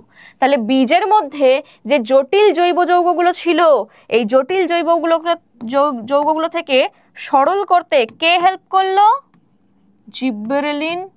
জিব্বেরেলিক অ্যাসিড বা জিব্বেরেলিন হরমোন। এবার কি করলো? এবার বীজ দেখলো না সব সরল বস্তু পেয়ে গেছি, আমি এদের থেকে পুষ্টি নিতে পারবো, খেতে পারবো, এগুলোকে পুষ্টি নিয়ে কি শ্বসন চালাতে পারবো। আমরা সালোক সংশ্লেষ, শ্বসন এগুলো কিন্তু অলরেডি 9-এ পড়ে এসেছি, তাই না? তো শ্বসন করতে পারবে মানে শ্বাস প্রশ্বাস নিতে পারছে সে, সেই খাবারটাকে যে খাচ্ছে সে খাবারটাকে ভেঙে সেখান থেকে এনার্জি তৈরি করতে পারছে। তার মানে এবার বীজটা গ্রো করতে পারবে। বীজের মধ্যে যা যা সেল রয়েছে সেগুলো সব ডিভিশন করবে, দিয়ে গ্রো করতে পারবে। তার মানে বীজের সুপ্ত অবস্থা ভেঙে গেল। এবার বীজটা কি করবে? এখান থেকে কি করবে? পুষ্টি শোষণ করবে। পুষ্টি শোষণ করে সে বৃদ্ধিপ্রাপ্ত হবে। তাহলে এই যে বীজটা ছিল, এই বীজটা কি হয়ে যাবে? অঙ্কুরিত হয়ে যাবে। বীজটা অঙ্কুরিত হবে। বোঝা গেল? তাহলে বীজের সুপ্ত অবস্থা ভঙ্গ করতে কে সাহায্য করছে? Gibberellin hormone. কিভাবে সাহায্য করে? বোঝা গেল? সেম ভাবে মুকুলেরা কিন্তু সুপ্ত অবস্থা ভঙ্গন করবে। ঠিক আছে? তাহলে এবার তোমরা বলবে ম্যাম জিব্বেরেলিন অ্যাসিড দিলেই কি এরা ভেঙে যাবে? অ্যাকচুয়ালি হরমোন, আমি কি বললাম, হরমোন সবসময় কাজ করে নিজে না, হরমোন কিছু উৎসেচক তৈরি করে দেয়, কিছু প্রোটিন ধর্মী উৎসেচক তৈরি করে দেয়। তাহলে এই জিব্বেরেলিক অ্যাসিডগুলো এখানে কি তৈরি করে দেবে? এ যেহেতু একটা হরমোন, এ কি করবে? কিছু আদ্র বিশ্লেষক উৎসেচক বানিয়ে দেবে। অন্য কালার দিয়ে লিখি। কি করবে? কিছু আদ্র বিশ্লেষক উৎসেচক বানিয়ে দেবে। ম্যাম এগুলো কি? হরমোন যে তৈরি হয়, হরমোন সবসময় নিজে গিয়ে কাজটা করে না, হরমোন গিয়ে কি করবে? কিছু প্রোটিন জাতীয় উৎসেচক বানাবে। এই উৎসেচকগুলো কি? কার্বোহাইড্রেটকে ভাঙতে পারে। এমন কিছু উৎসেচক যেমন অ্যামাইলেজ কার্বোহাইড্রেটকে ভাঙবে, প্রোটিয়েজ প্রোটিনকে ভাঙবে, লিপিডকে ভাঙার জন্য কিছু ফ্যাটস বা ফ্যাটি পদার্থ থাকবে, এগুলো থাকবে। ঠিক আছে? তো এই উৎসেচকগুলোই জিব্বেরেলিক অ্যাসিড তৈরি করে দেয়, আর এগুলো করে অঙ্কুরোদ্গম বীজ করতে পারে। সেম ভাবে মুকুলের সুপ্ত অবস্থা ভঙ্গন, মানে এই যে উদ্ভিদটা রয়েছে,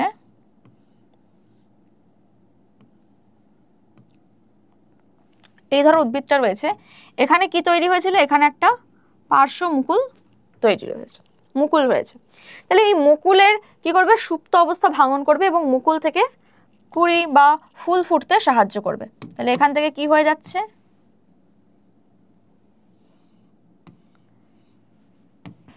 এখান থেকে কিন্তু ফুল ফুটবে,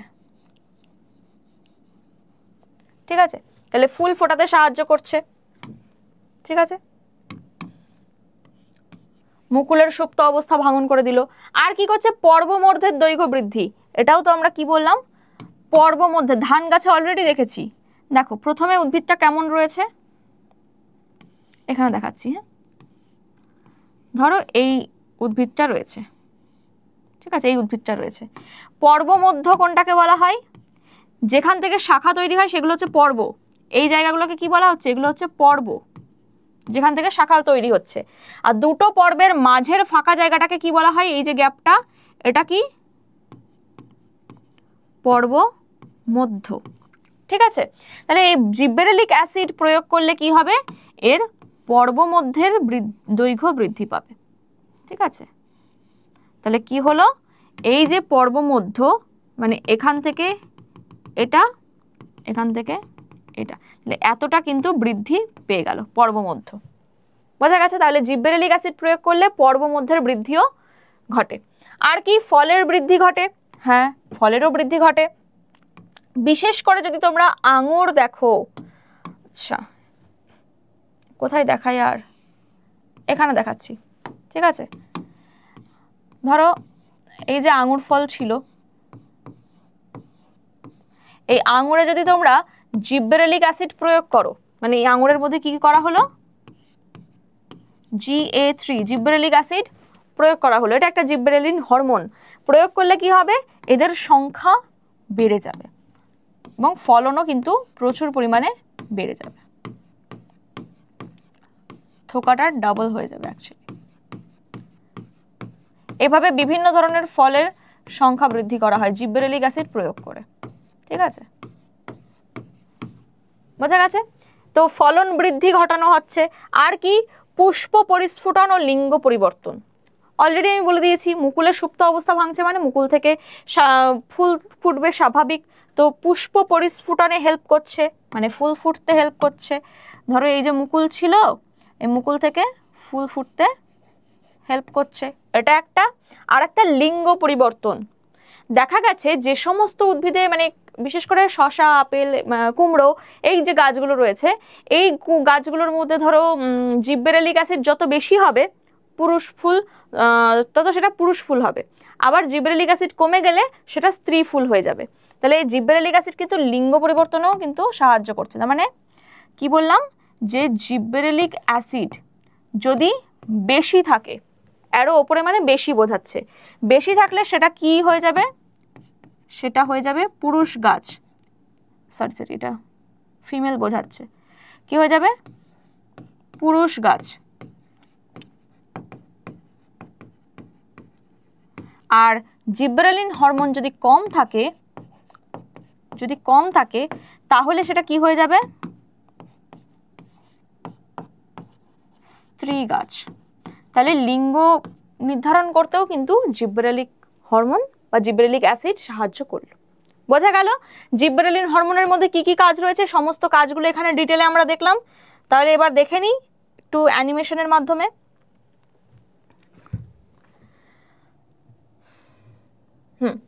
দেখো জিব্বেরেলিন হরমোন কি করছে, এই দেখো পর্বমধ্যের বৃদ্ধি ঘটলো, অগ্রভাগ কিন্তু বৃদ্ধি হয়নি, পর্বমধ্যের বৃদ্ধি ঘটেছে। আর ওই যে কি বললাম, আঙুর ফলন বৃদ্ধি ঘটাবে, তো স্বাভাবিকভাবে এদের ফলন দেখো কি সুন্দর বৃদ্ধি পাচ্ছে, সাইজ বৃদ্ধি পাচ্ছে। আর লাস্ট ওয়ান কি হচ্ছে, অঙ্কুরোদ্গম, বীজের সুপ্ত অবস্থা ভাঙন করে অঙ্কুরোদ্গম ঘটাতে হেল্প করে। বোঝা গেল। তাহলে এইভাবে কিন্তু জিব্বেরেলিন হরমোন হেল্প করছে। নেক্সট আমরা চলে আসব কিসে, সাইটোকাইনিন হরমোনে। Last one is cytokinin. এই সাইটোকাইনিন আমরা কোথায় পেয়ে থাকি, দেখো কি সুন্দর এখানে দেখাই যাচ্ছে ছবিতে, নারকেলের তরল শস্যে। এই কোশ্চেনটাও কিন্তু খুব ইম্পর্টেন্ট, তাই না? নারকেলের তরল শস্যে আমরা সাইটোকাইনিন হরমোন পেয়ে থাকি। তাহলে এবার এই সাইটোকাইনিন সম্পর্কে পড়ব। চলো, আচ্ছা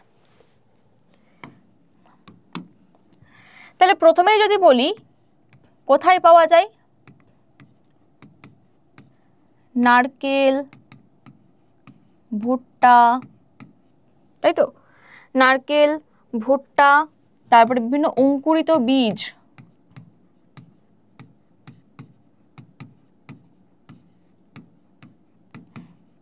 ইত্যাদিতে, আমি লিখছি না ইত্যাদিতে, বীজ, এগুলোতে কি হচ্ছে, সাইটোকাইনিন হরমোন পাওয়া যায়। তাহলে আমি এখানে উৎস বলে লিখতে পারি, এগুলো উৎস, ঠিক আছে, উৎস এই সমস্ত জায়গা থেকে আমরা পাচ্ছি। আচ্ছা, এদের যদি বলি এদের রাসায়নিক গঠন, এদের রাসায়নিক গঠনটা কেমন প্রকৃতির, এদের রাসায়নিক গঠন, এরাও কিন্তু কার্বন, হাইড্রোজেন, নাইট্রোজেন অবশ্যই থাকবে, এটা কিন্তু একটা নাইট্রোজেন ঘটিত, তো নাইট্রোজেন অক্সিজেন মৌল দ্বারা গঠিত, এটা কিন্তু ক্ষারীয় প্রকৃতির। এটা মাথায় রাখতে হবে যে এই চারটে দিয়ে তৈরি হলেও এটা কিন্তু অ্যাসিডিক না, এটা কিন্তু কি প্রকৃতির, ক্ষারীয় প্রকৃতির। বোঝা গেল? এর আগে অক্সিন ছিল, জিবেরেলিন ছিল, ওগুলো অ্যাসিডিক টাইপের ছিল, আম্লিক প্রকৃতির ছিল, এটা কিন্তু ক্ষারীয় প্রকৃতির। ক্লিয়ার? আচ্ছা, আর কি দেখবো এখানে, এটাও কিন্তু জলে দ্রবণীয়, ঠিক আছে, এটাও কি যদি বলি, এটাও হচ্ছে জলে দ্রবণীয় হরমোন। ক্লিয়ার? জলে দ্রবণীয় হরমোন। তাহলে এই জলে দ্রবণীয় মানে এ তো স্বাভাবিকভাবেই পরিবহন হতে পারবে, জাইলেম, ফ্লোয়েম এদের মাধ্যমে কি হতে পারবে, পরিবহন হতে পারবে। তাহলে এটাও কিন্তু জাইলেম, ফ্লোয়েম ইত্যাদির মাধ্যমে বাহিত হয়। ক্লিয়ার? তাহলে এটা গেল সাইটোকাইনিনের উৎস, তার রাসায়নিক প্রকৃতি, আর সে কিভাবে পরিবহন করে, ঠিক আছে, তার পরিবহন। তো এই সাইটোকাইনিন সম্পর্কে জানা গেল কখন, কিভাবে জানা গেল? তো মিলার আর তার কিছু সহকর্মী বৃন্দ, এখানে আমি ওইখানটা লিখি,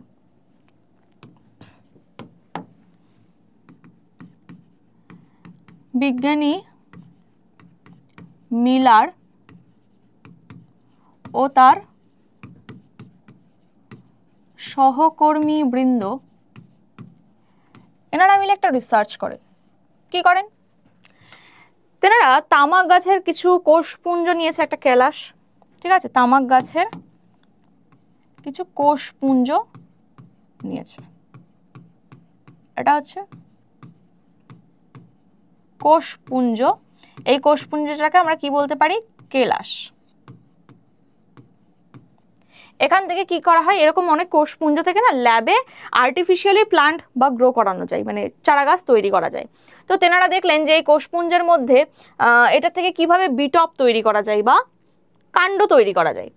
তো অক্সিন দিলে কি হয়, অক্সিন দিলে দেখা যাচ্ছে এর মূল তৈরি হচ্ছে, কোষপুঞ্জ আরও সংখ্যায় বাড়ছে, কিন্তু বিটপ তৈরি করতে গেলে না সাইটোকাইনিন প্রয়োগ করতে হয়। এবার এই সাইটোকাইনিন তো তখনও ধরো আবিষ্কার হয়নি, তাহলে কি করে বোঝা যাবে? তো এখানে দেখা গেল তেনারা কি দিলেন, হেরিং মাছের,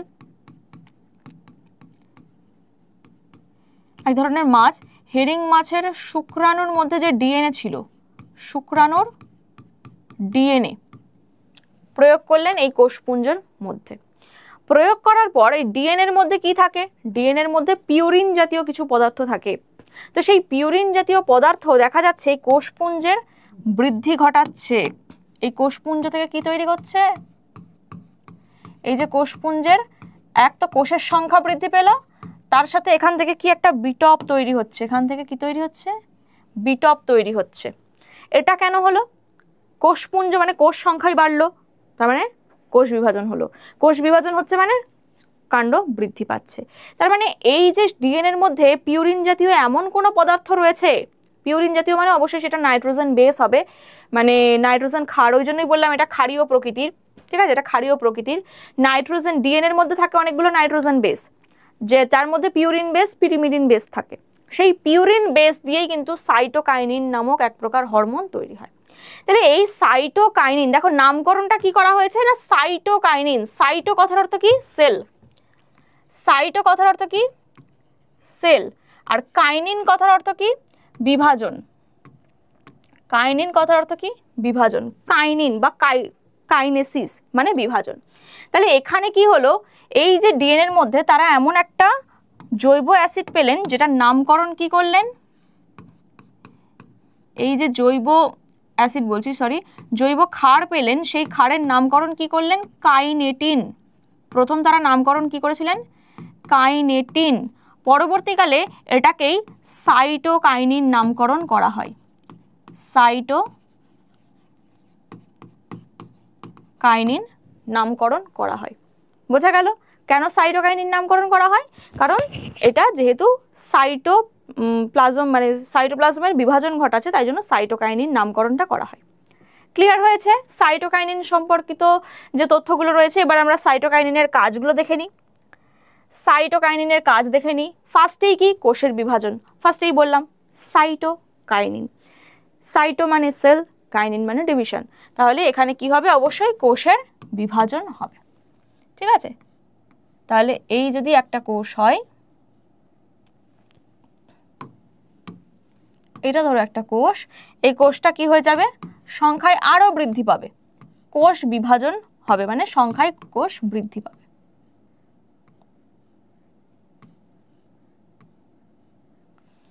তাহলে এক কি দেখলাম, সাইটোকাইনিন কোষ বিভাজন ঘটায়। আর কি করছে, পার্শ্বীয় মুকুলের বৃদ্ধি। ওই যে অক্সিনে অগ্রস্ত প্রকটতা পড়েছিলাম, মনে আছে? এবার দেখব পার্শ্বীয় মুকুলের বৃদ্ধি ঘটায় কে, সাইটোকাইনিন। মানে এই যে গাছটা ছিল, এই যে গাছটা ছিল, এখান থেকে কি হচ্ছিল, অক্সিন অগ্রমুকুলের বৃদ্ধি ঘটাচ্ছিল। আর সাইটোকাইনিন কি করে, সাইটোকাইনিন কি করে, এর অগ্রবৃদ্ধিটাকে রোধ করে দেয়। রোধ করে এখান থেকে পার্শ্বীয় বৃদ্ধি ঘটায়, পার্শ্বীয় মুকুলের বৃদ্ধি ঘটায়।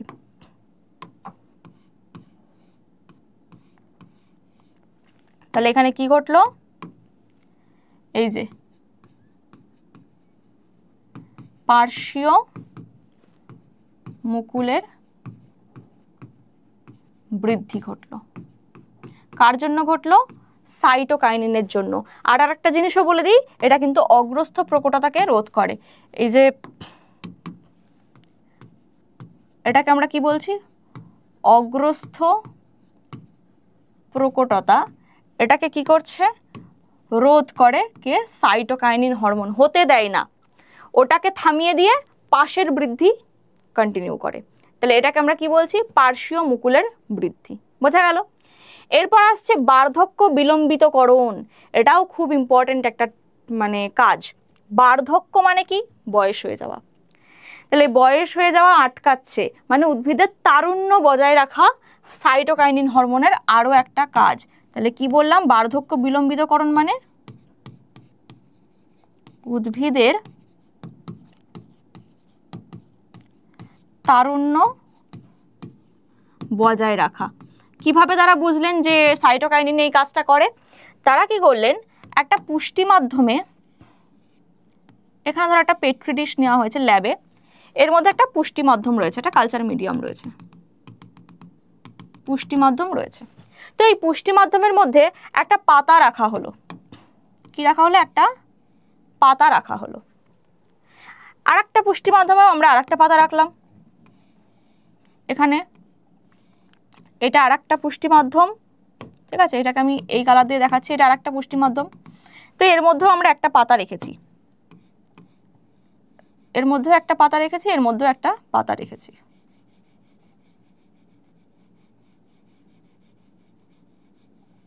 ঠিক আছে, দুটো পাতা রেখেছি।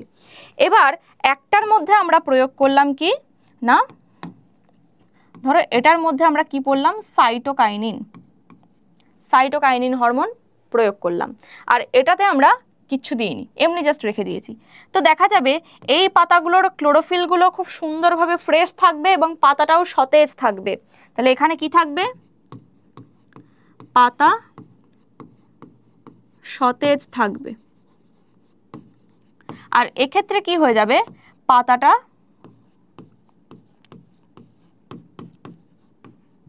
বিনষ্ট হয়ে যাবে, কারণ এখানে কোনো সাইটোকাইনিন প্রয়োগ করিনি, এখানে বার্ধক্য চলে এসছে, তাই পাতাটা কিন্তু নষ্ট হয়ে গেছে। তাহলে সাইটোকাইনিনের প্রভাবে উদ্ভিদের তারুণ্য বজায় রাখা সম্ভব, মানে অনেকদিন তাকে ইয়াঙ্গার স্টেজে রাখা সম্ভব। তার বার্ধক্যকে বিলম্ব মানে দেরি, তাকে তার বার্ধক্য আনতে দেরি করিয়ে দেওয়া হয় কিসের মাধ্যমে, সাইটোকাইনিন হরমোন প্রয়োগ করে। বোঝা গেল? তো অনেকে তোমরা এরকম ক্রিম মাখো না, বেশ অনেকে স্টপেজ ক্রিম, যাতে বয়স বোঝা না যায়, সেরকম কিন্তু সাইটোকাইনিন দিয়ে উদ্ভিদের বয়সকে আটকানো যেতে পারে। তো এটা উদ্ভিদের স্টপেজ ক্রিম, বোঝা গেছে? আচ্ছা, বীজের সুপ্তাবস্থার ভাঙন, এটা অলরেডি আমি জিব্বেরেলিনের ক্ষেত্রে বলেই দিয়েছি। সেই সেম ঘটনা আরেকবার ঘটে, যে বীজ কি ছিল, সুপ্ত অবস্থায় ছিল, এটা হচ্ছে সুপ্তাবস্থা। সেম ওয়েতে যেভাবে জিব্বেরেলিন প্রয়োগ করলে কি হয়, এর মধ্যে জৈব যৌগগুলো কিছু আদ্র বিশ্লেষক উৎসেচক দ্বারা ভাঙে এবং সরল বস্তু তৈরি হয়, সেমভাবে সাইটোকাইনিন প্রয়োগ করলেও এই সেম ঘটনাগুলো কিন্তু ঘটবে, আর তার ফলে কি হয়ে যাবে, বীজের অঙ্কুরোদ্গম ঘটবে। তো এটা আর আমার দ্বিতীয়বার বলার প্রয়োজন নেই, এটা অলরেডি আমি বলে দিয়েছি। তাহলে বীজের অঙ্কুরোদ্গম কিন্তু ঘটাতে সে সাহায্য করবে। বোঝা গেছে? তাহলে অঙ্কুরোদ্গমে হেল্প করছে, অঙ্কুরোদ্গমে হেল্প করছে। আর কি, অঙ্গ বিভেদ নিয়ন্ত্রণ। ঠিক আছে, এই অঙ্গ বিভেদ নিয়ন্ত্রণও কিন্তু হেল্প করে। অঙ্গ বিভেদ নিয়ন্ত্রণ কি, এক মিনিট,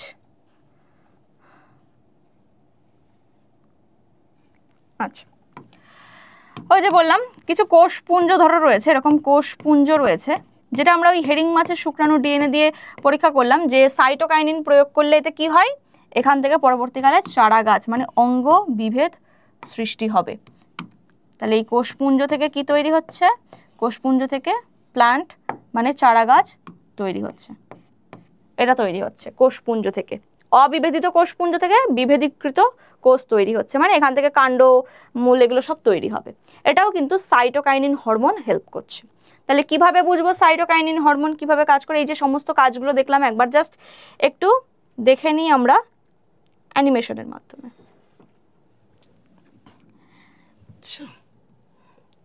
দেখো এখানে এই যে সেল ডিভিশন করবে স্বাভাবিকভাবেই, কারণ সাইটোকাইনিন কথার অর্থ অলরেডি বলে দিয়েছি, সেল ডিভিশন।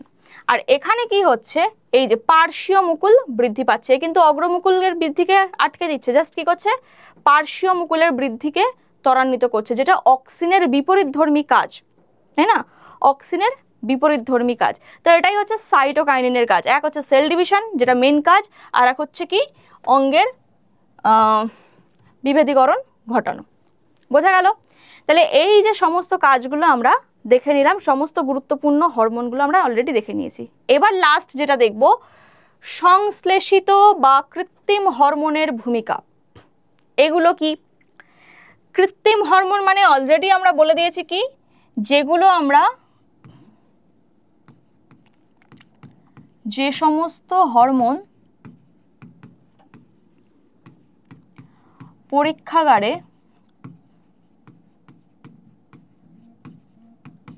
পরীক্ষাগারে কৃত্রিমভাবে তৈরি করা হয় বা কৃত্রিমভাবে সংশ্লেষিত করা হয়,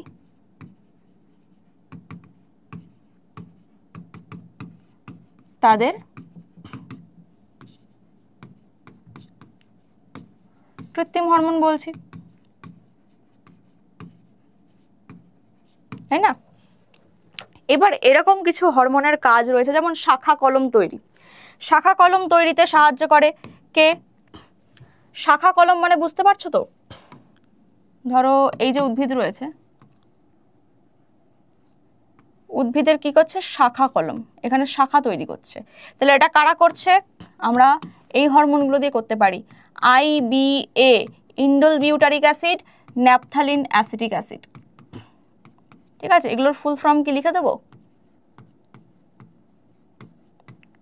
ইন্ডোল বিউটারিক অ্যাসিড, আর একটা হয়ে যাচ্ছে কি ন্যাপথালিন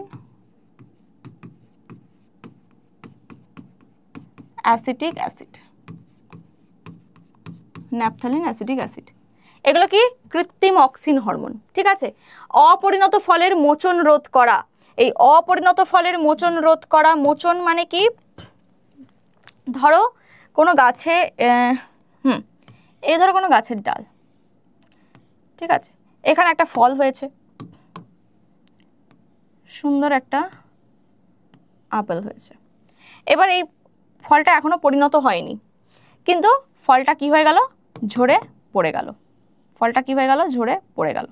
তাহলে অপরিণত অবস্থায় ঝরে পড়া, এই ঝরে পড়াটাকে আটকাইকে বেশ কিছু হরমোন, যদি আমরা এটাকেও কি দিই, ন্যাপথালিন অ্যাসিটিক অ্যাসিড আর আচ্ছা হ্যাঁ, এটাতেও যদি ন্যাপথালিন অ্যাসিটিক অ্যাসিড আর কি দেবো, ইন্ডোল বিউটারিক অ্যাসিড দিই, ন্যাপথালিন অ্যাসিটিক অ্যাসিড আর ইন্ডোল বিউটারিক অ্যাসিড দিই, তাহলে এই যে অপরিণত ফলের মোচন রোধ, এটা কিন্তু হয়ে যাবে। মোচন মানে অ্যাকচুয়ালি এখান থেকে ভেঙে পড়ে যাওয়া, পড়ে যাওয়াকে বলা হচ্ছে মোচন। তো এই মোচনটাকে আটকাবে, ফলটা পরিণত হওয়া পর্যন্ত গাছে আটকে থাকবে। এটাকে সাহায্য করছে কি, ন্যাপথালিন অ্যাসিটিক অ্যাসিড আর ইন্ডোল বিউটারিক অ্যাসিড। তারপরে আগাছা দমন, আগাছা দমনে সাহায্য করে এমন কিছু কৃত্রিম হরমোন 2,4D, যেটাকে বলা হয় ডাইক্লোরোফেনক্সি অ্যাসিটিক অ্যাসিড। লিখে দিই এখানে, ডাইক্লোরোফেনক্সি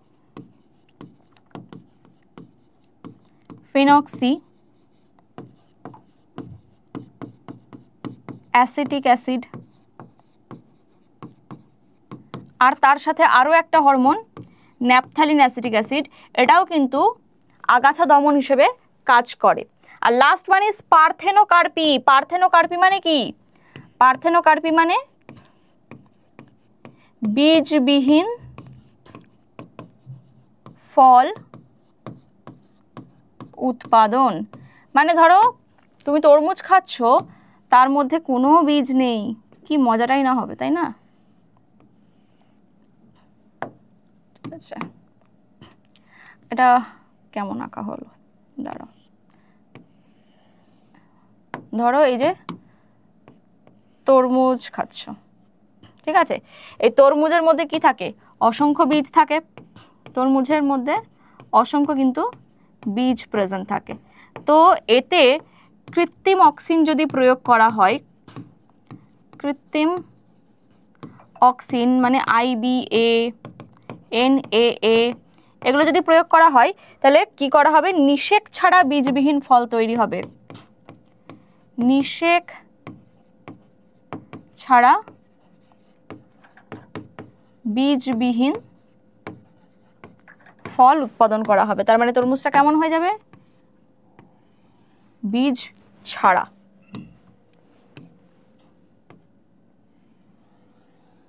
ঠিক আছে, বীজবিহীন ফল তৈরি হয়ে যাবে। বোঝা গেল? তাহলে কিছু সংশ্লেষিত বা কৃত্রিম হরমোনের কি কি কাজ রয়েছে। এক বললাম শাখা কলম তৈরি, indole butyric acid, naphthalene acetic acid, এগুলো শাখা কলম তৈরিতে সাহায্য করে, যেগুলো এক প্রকার কৃত্রিম অক্সিন হরমোন। অপরিণত ফলের এই যে ঝরে পড়া, মোচন আটকানো, ঝরে পড়াটাকে আটকাতেও সাহায্য করে ন্যাপথালিন অ্যাসিটিক অ্যাসিড আর ইন্ডোল বিউটারিক অ্যাসিড। আগাছা দমন, আগাছা মানে কি, কোনো তুমি চাষবাস করছো, ভালো গাছ, ভালো কয়েকটা ফুল গাছ লাগিয়েছো, তার পাশে আলাদা অন্যান্য গাছপালা হয়ে গেছে, তো তুমি চাও না যে ওই এক্সট্রা গাছগুলো হোক, তাহলে ওগুলো কি আগাছা। ওই আগাছাকে মারার জন্য কি হরমোন ইউজ করতে পারি আমরা, 2,4D মানে ডাইক্লোরোফেনক্সি অ্যাসিটিক অ্যাসিড বা ন্যাপথালিন অ্যাসিটিক অ্যাসিড, এগুলো ইউজ করতে পারি আগাছা দমন হিসেবে। পার্থেনোকার্পিক মানে কি, নিষেক ছাড়া যখন বীজবিহীন ফল তৈরি করা হয়, তাহলে নিষেক ছাড়া বীজবিহীন ফল তৈরি করতে গেলে আমার কি লাগবে, এখানেও ইন্ডোল বিউটারিক অ্যাসিড আর ন্যাপথালিন অ্যাসিটিক অ্যাসিড লাগছে। ক্লিয়ার হয়েছে? তাহলে এই চ্যাপ্টারে হরমোন রিলেটেড সমস্ত বিষয়গুলো কিন্তু আমাদের কমপ্লিট হলো। বোঝা গেল? তাহলে এই চ্যাপ্টার রিলেটেড কয়েকটা ইম্পর্টেন্ট কোশ্চেন তো বলতে হয়, কিছু ইম্পর্টেন্ট কোশ্চেন, ঠিক আছে?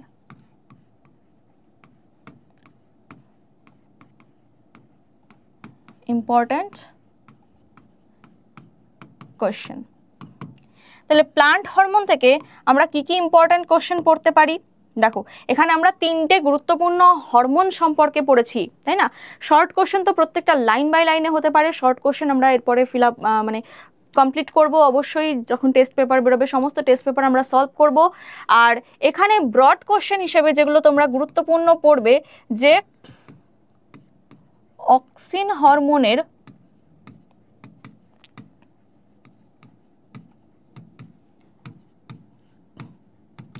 গুরুত্বপূর্ণ কার্যাবলী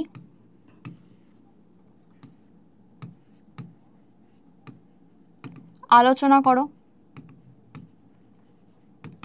সেম ভাবে অক্সিনের সাথে সাথে জিব্বেরেলিন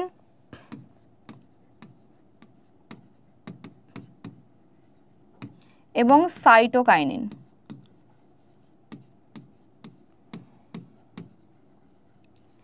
এই দুটো হরমোনও কিন্তু ভালো করে পড়ো। সাইটোকাইনিন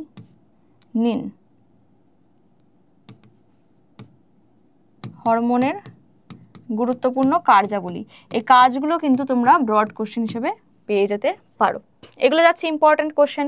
এবং অক্সিনের মধ্যে অক্সিনের অগ্রস্থ প্রকটতা সম্পর্কে, অগ্রস্থ প্রকটতা কাকে বলে, এটা থেকে তোমরা কোশ্চেন পেতে পারো, 2 নম্বরের কোশ্চেন। আচ্ছা, আর কি হরমোনকে রাসায়নিক সমন্বয়ক বলা হয় কেন? হরমোনকে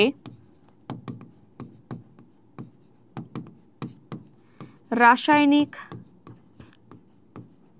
সমন্বয়ক বলা হয় কেন? ঠিক আছে, আর কি কি ইম্পর্টেন্ট কোশ্চেন হতে পারে? আচ্ছা,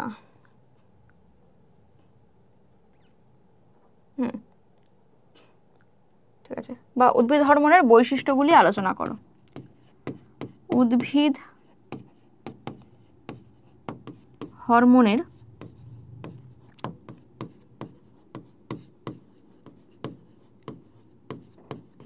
বৈশিষ্ট্যগুলি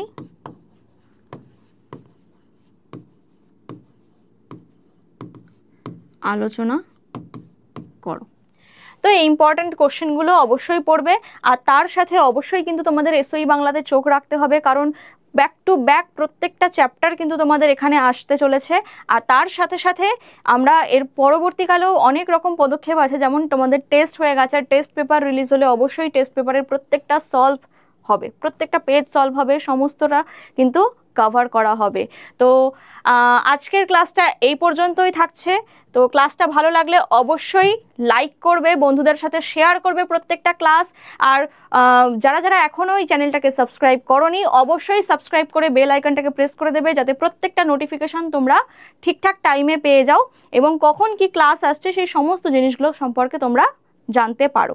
তো আজকে এই পর্যন্তই, টাটা, গুড বাই, আবার দেখা হচ্ছে তোমাদের সাথে পরের ক্লাসে। Thank you.